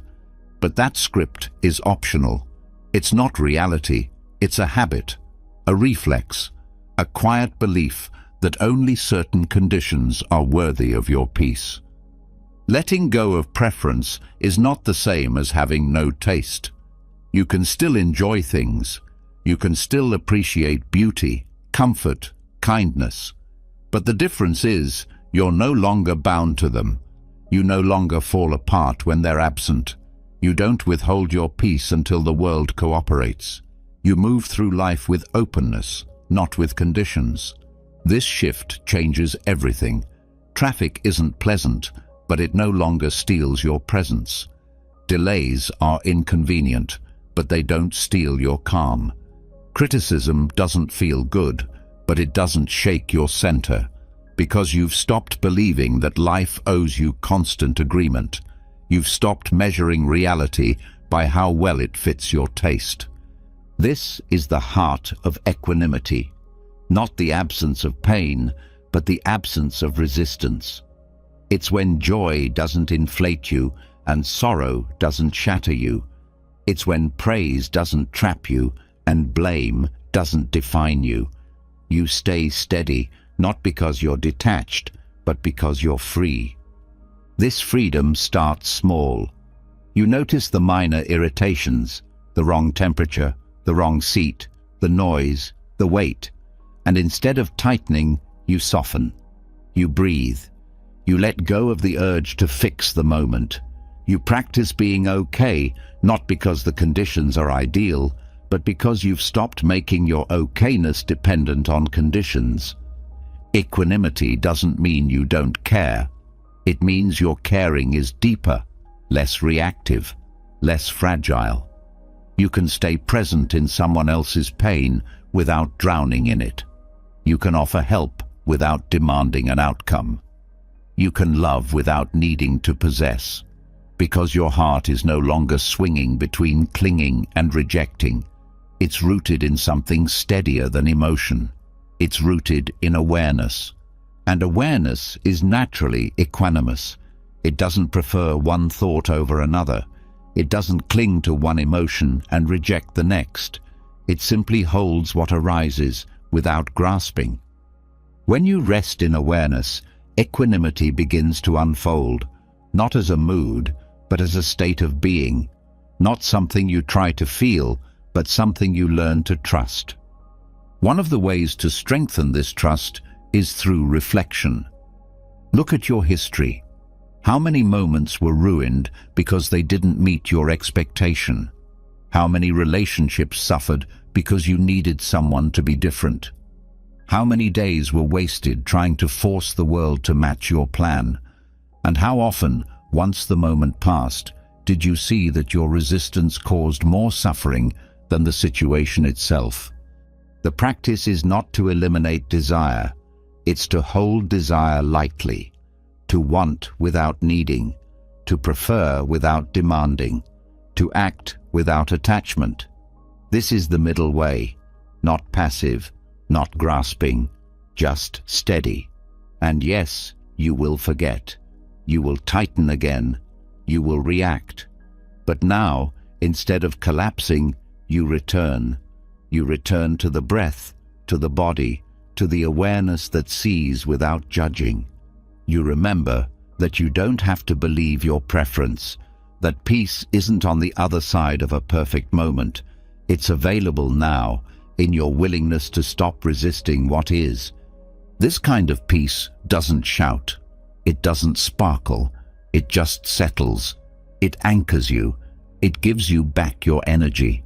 Because when you stop spending your attention trying to reshape life, that attention returns to you. You have more clarity, more space, more capacity to respond instead of react. Equanimity also brings clarity to your relationships. You stop trying to control people. You don't need them to validate you, agree with you, or reflect your values. You meet them as they are. You listen more deeply. You speak more honestly. You don't mold yourself to win approval. You don't shrink when they disapprove. You're not passive. You're grounded. This balance extends to your inner life too. You stop fearing your own emotions. You stop chasing the pleasant ones and suppressing the painful ones. You welcome joy without clinging. You meet sadness without resistance. You understand that feelings are weather, real but not permanent. And you learn to watch them come and go without losing your center. Equanimity is the fruit of deep practice. It grows slowly. But every time you pause instead of react, every time you stay instead of escape, you water the roots. You begin to live from a quieter strength, one that doesn't need conditions to be perfect, one that doesn't make peace wait. And from this strength, life opens up. Not because it gives you what you want, but because you stop needing it to. The small things don't bother you the way they used to. The big things don't break you the way they could have. You're still human. You still feel. But you're not tossed around by every wave. You float even when the tide changes. And now, from this steady place, not numb, not indifferent, but quietly alive, you begin to notice another layer of attachment, not just to the present moment, but to the timeline of your life, to when things should happen, to what age you should be when it all makes sense. And in the next step, you begin to free yourself not just from preferences, but from the pressure of time itself. When you stop needing life to match your preferences, when peace no longer depends on outcomes, there's a quiet freedom that begins to take root. You stop clinging to the ideal version of the present, and something opens in its place: spaciousness, clarity, ease. But just as that grip softens around how life should look, another one often tightens around when it should all happen. Not just preference, but schedule, a timeline, a silent measurement ticking in the background, telling you where you're supposed to be by now, what should have already happened, and how long it's taking to get there. This is one of the subtlest, most exhausting forms of attachment. The belief that your life must unfold on time. Time isn't just something you move through. It's something the mind uses to compare, judge, and apply pressure. You look at your age and ask if you're behind. You look at your progress and ask if it's fast enough. You look at others and feel like you're late to your own life. This is where suffering begins, not in what's happening, but in when it's happening, or worse, when it isn't. The mind builds entire identities on timelines: career by this age, relationship by that one, clarity after so many years of practice, enlightenment after a certain number of retreats. You don't just want things, you want them on schedule, and this invisible schedule becomes a source of constant stress. Even when things go well, they rarely feel like enough if they don't arrive on time. This time-based clinging is so normal, it often goes unnoticed. You feel anxious, but don't realize it's tied to a story about when something should have happened. You feel discouraged, but don't question the timeline that's fueling your urgency. Buddhism helps you bring this into the light. It doesn't ask you to stop caring. It asks you to stop measuring. It asks you to see that peace is never late. It doesn't arrive after milestones. It's already here, covered by your expectations. Letting go of the timeline means loosening your grip on the story of becoming. The belief that you're on your way to some final version of yourself. The idea that life has a correct rhythm you're supposed to match. The pressure that says you're not just living, you're falling behind. When this belief dissolves, time softens. It no longer pushes. It no longer judges. It becomes space, not demand. You can still move forward. You can still grow, learn, shift. But the movement is lighter. It's not driven by comparison or panic. It's not filled with the anxiety of being off track. It comes from presence, not pressure, from curiosity, not control. This shift is especially powerful in spiritual practice. Many people carry subtle expectations about how fast they should wake up, how soon they should reach peace, how long it should take to stop reacting. They use the language of growth to measure themselves, and in doing so, they create new suffering. But awakening doesn't follow a clock. Presence is not on a timer. You don't get closer to truth by rushing toward it. You get closer by stopping the rush. Some progress happens quickly. Some takes decades. Some unfolds in silence without visible change. Some arrives all at once after years of apparent stillness. There's no formula, no checklist, and any attempt to measure spiritual progress by timeline will only take you further from the freedom you're seeking. This truth also applies to healing. Emotional wounds don't care about your calendar. Sometimes you feel fine for months, then fall into old pain without warning. Sometimes the very thing you thought was healed returns. Not because you failed, but because healing isn't linear. It spirals, it deepens, it revisits. Letting go of the timeline means letting the process move at its own speed, in its own way. You also start to see how much of your suffering in relationships comes from this same attachment. You think love should arrive at a certain point. Commitment should follow a schedule. Understanding should happen on cue. But people are not clocks. They don't change just because time has passed. They grow when conditions are right, when awareness is present, when pain is fully seen, when patterns are met with compassion, not pressure. Letting go of the timeline in love means trusting that connection is not about deadlines. It means allowing space for timing to be organic, not giving up, but giving room, not forcing movement, but honoring pace. And sometimes it means accepting that you and someone else are not moving together anymore, not out of failure, but out of respect for reality. This also transforms how you view aging. The timeline says aging is decline, that youth is peak and everything after is loss. But Buddhism sees aging as ripening, not deterioration, but unfolding. Each year is not a countdown, it's a deepening, a peeling away, a refinement of what truly matters. When the timeline collapses, so does your fear of getting older, because there's nothing you're late for, there's nothing you've missed, there's only now. You also become less obsessed with goals, not because goals are wrong, but because the pressure around them fades. You don't need to achieve something by a certain date to feel whole. You can still work hard, still build, still create. But the work is free from the anxiety of time. You're not running, you're not proving. You're just doing what the moment asks for, without dragging your worth into the result. And now, the question becomes, what are you without your timeline? If you're not late, not behind, not rushing, then what's left? Presence, breath, awareness. This moment, right here, not as a bridge to something better, but as life itself, not as a means to progress, but as the destination already arrived. This doesn't mean you abandon structure. You still show up.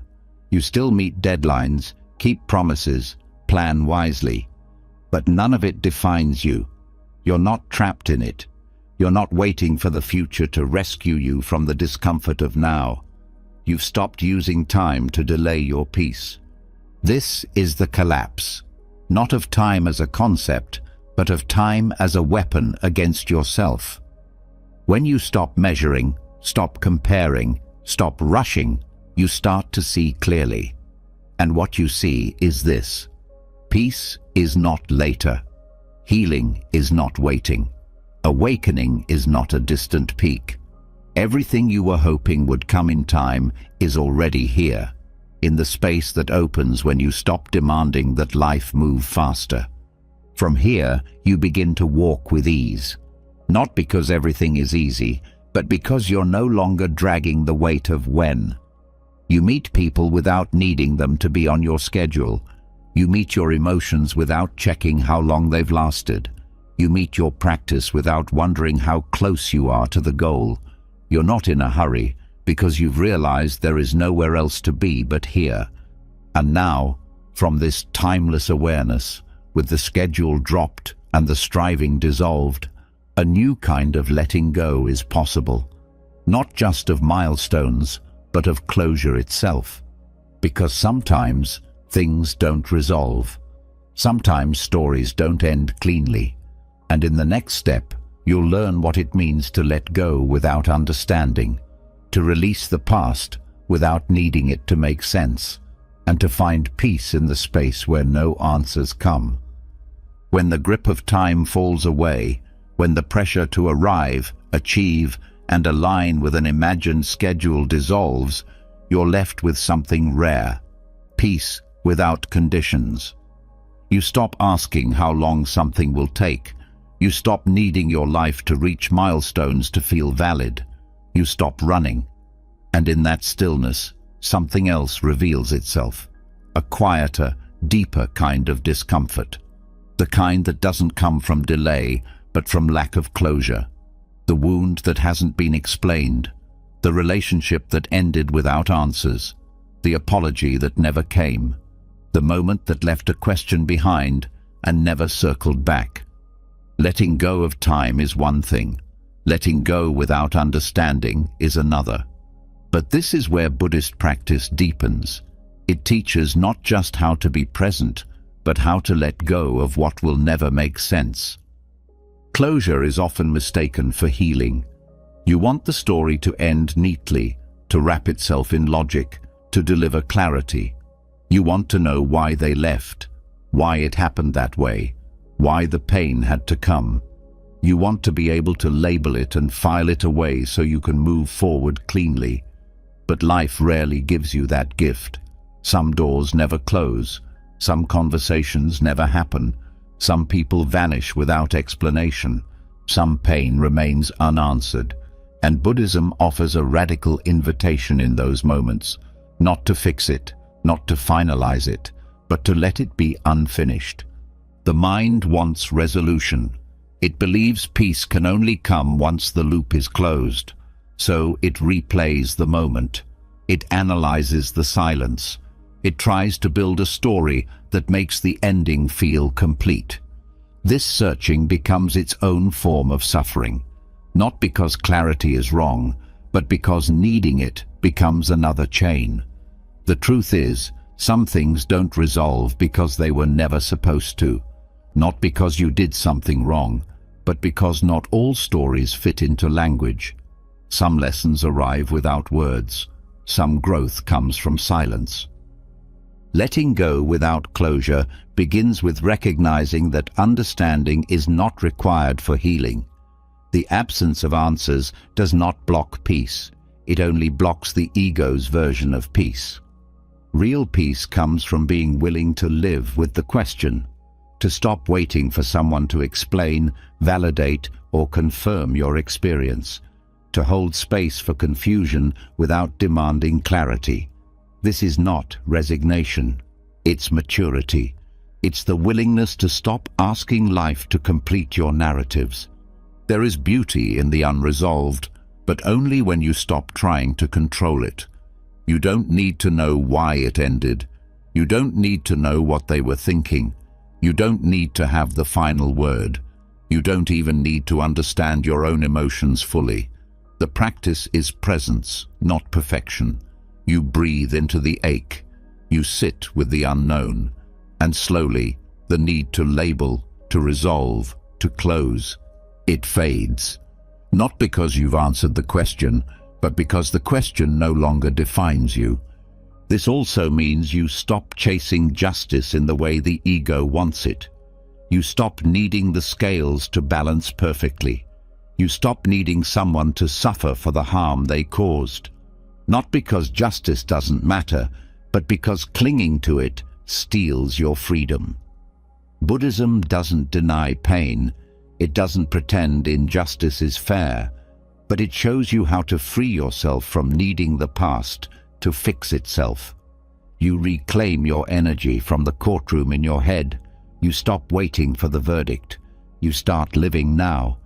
No closure means some pain stays open, but open pain can still be held with compassion. You don't need to close the wound to care for it. You don't need to understand the cause to soften around the feeling. Presence becomes your response, not solutions, not conclusions, just presence. That's enough. And slowly, the pain changes, not because it's explained, but because it's seen. Seen without needing to resolve it. Seen without needing to turn it into a lesson or a victory or a chapter in your hero story. Just felt, met, allowed. That's how healing begins, not by closing the loop, but by stepping out of the loop entirely. This shift also brings clarity to memory. You stop rewriting the past to make it easier to hold. You stop editing your story to fit a better narrative. You allow the mess. You allow the confusion. You allow the contradictions.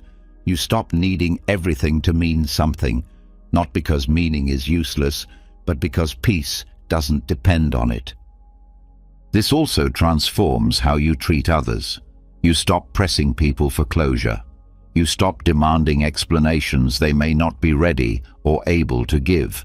You stop chasing resolution in conversations that aren't ripe. You learn to end things gracefully, even when they feel incomplete. You stop needing everyone to agree on the story. You let others have their truth. You stop making peace dependent on shared perspective. This is a sacred maturity, the kind that allows grief without conclusion, that allows love without return, that allows endings without clean bows. You become someone who doesn't need everything to line up, someone who can walk away without bitterness, someone who can leave the door open, not because you're waiting, but because you're no longer afraid of open doors. And then, something surprising happens. The energy you once spent searching for closure returns to you. You feel lighter, not because the pain is gone, but because the grip around the pain is gone. You carry the wound gently now. You're not pressing on it to extract a lesson. You're not showcasing it. You're just holding it. And that holding becomes part of your wholeness. You realize that closure was never the requirement. Openness was. The willingness to remain open even when the story didn't finish, even when the words didn't come, even when the apology wasn't offered. You didn't get what you wanted, but you found something better: space. This kind of spaciousness becomes a gift to others too. You stop needing to wrap everything up in conversations. You allow others to speak clumsily, to disappear, to say the wrong thing. You don't need every moment to resolve. You just let it move. And when someone asks for closure you can't give, you meet them with honesty, not performance. No closure also means letting go of the belief that closure would have changed everything, that the right words would have healed you, that the right ending would have made it all okay. But maybe it wouldn't have. Maybe the deeper healing was never in the ending. It was in the letting go of needing one. And so your story remains open, not broken, not unfinished, just open. And that openness becomes sacred. It becomes the place where life still moves, where peace still enters, where presence still grows. You realize that what you thought was incomplete was actually alive, that the ending you never got was making space for something else to begin. Now you move forward, not because the past is resolved, but because you've stopped trying to resolve it. You've stopped using your energy to finish something that doesn't need to be finished. You've learned to stand in the middle of mystery and call it home. And from that mystery, you begin to feel the depth of emotion without drowning in it. You stop running from feeling. You stop needing it to go away or make sense. And in the next step, you meet that emotion not with analysis, but with stillness. You learn to sit in its presence, to watch it rise and fall, and to finally understand what it means to feel everything without clinging to anything. You've just traveled through some of the deepest teachings Buddhism has to offer, not as abstract philosophy, but as a real, living path to freedom. You've met the silence beneath your thoughts, questioned the identity you've clung to, released the exhausting need to be right, let go of the future, the past, and even the timeline of your own growth. You've stepped away from the craving to be seen as good, loved without holding tight, spoken without needing control, and discovered that peace has nothing to do with outcomes, and everything to do with your willingness to let go. This wasn't about learning more, it was about carrying less, less of the story, less of the weight, less of the illusion that your peace lives somewhere else. Because it doesn't. It's here, in the breath, in the space, in the letting go. And now, if even a single part of you feels a little lighter, a little clearer, or a little more open than when you began, leave a comment below and write, "I'm learning to let go." It means you're not just listening, you're walking the path. If you found something valuable tonight, something that helped you breathe more deeply or see more clearly, then subscribe to the channel. New teachings like this drop regularly, and each one is a step further into stillness, freedom, and presence. Hit that bell icon so you don't miss what's next. Until then, stay soft, stay aware, and most of all, keep letting go.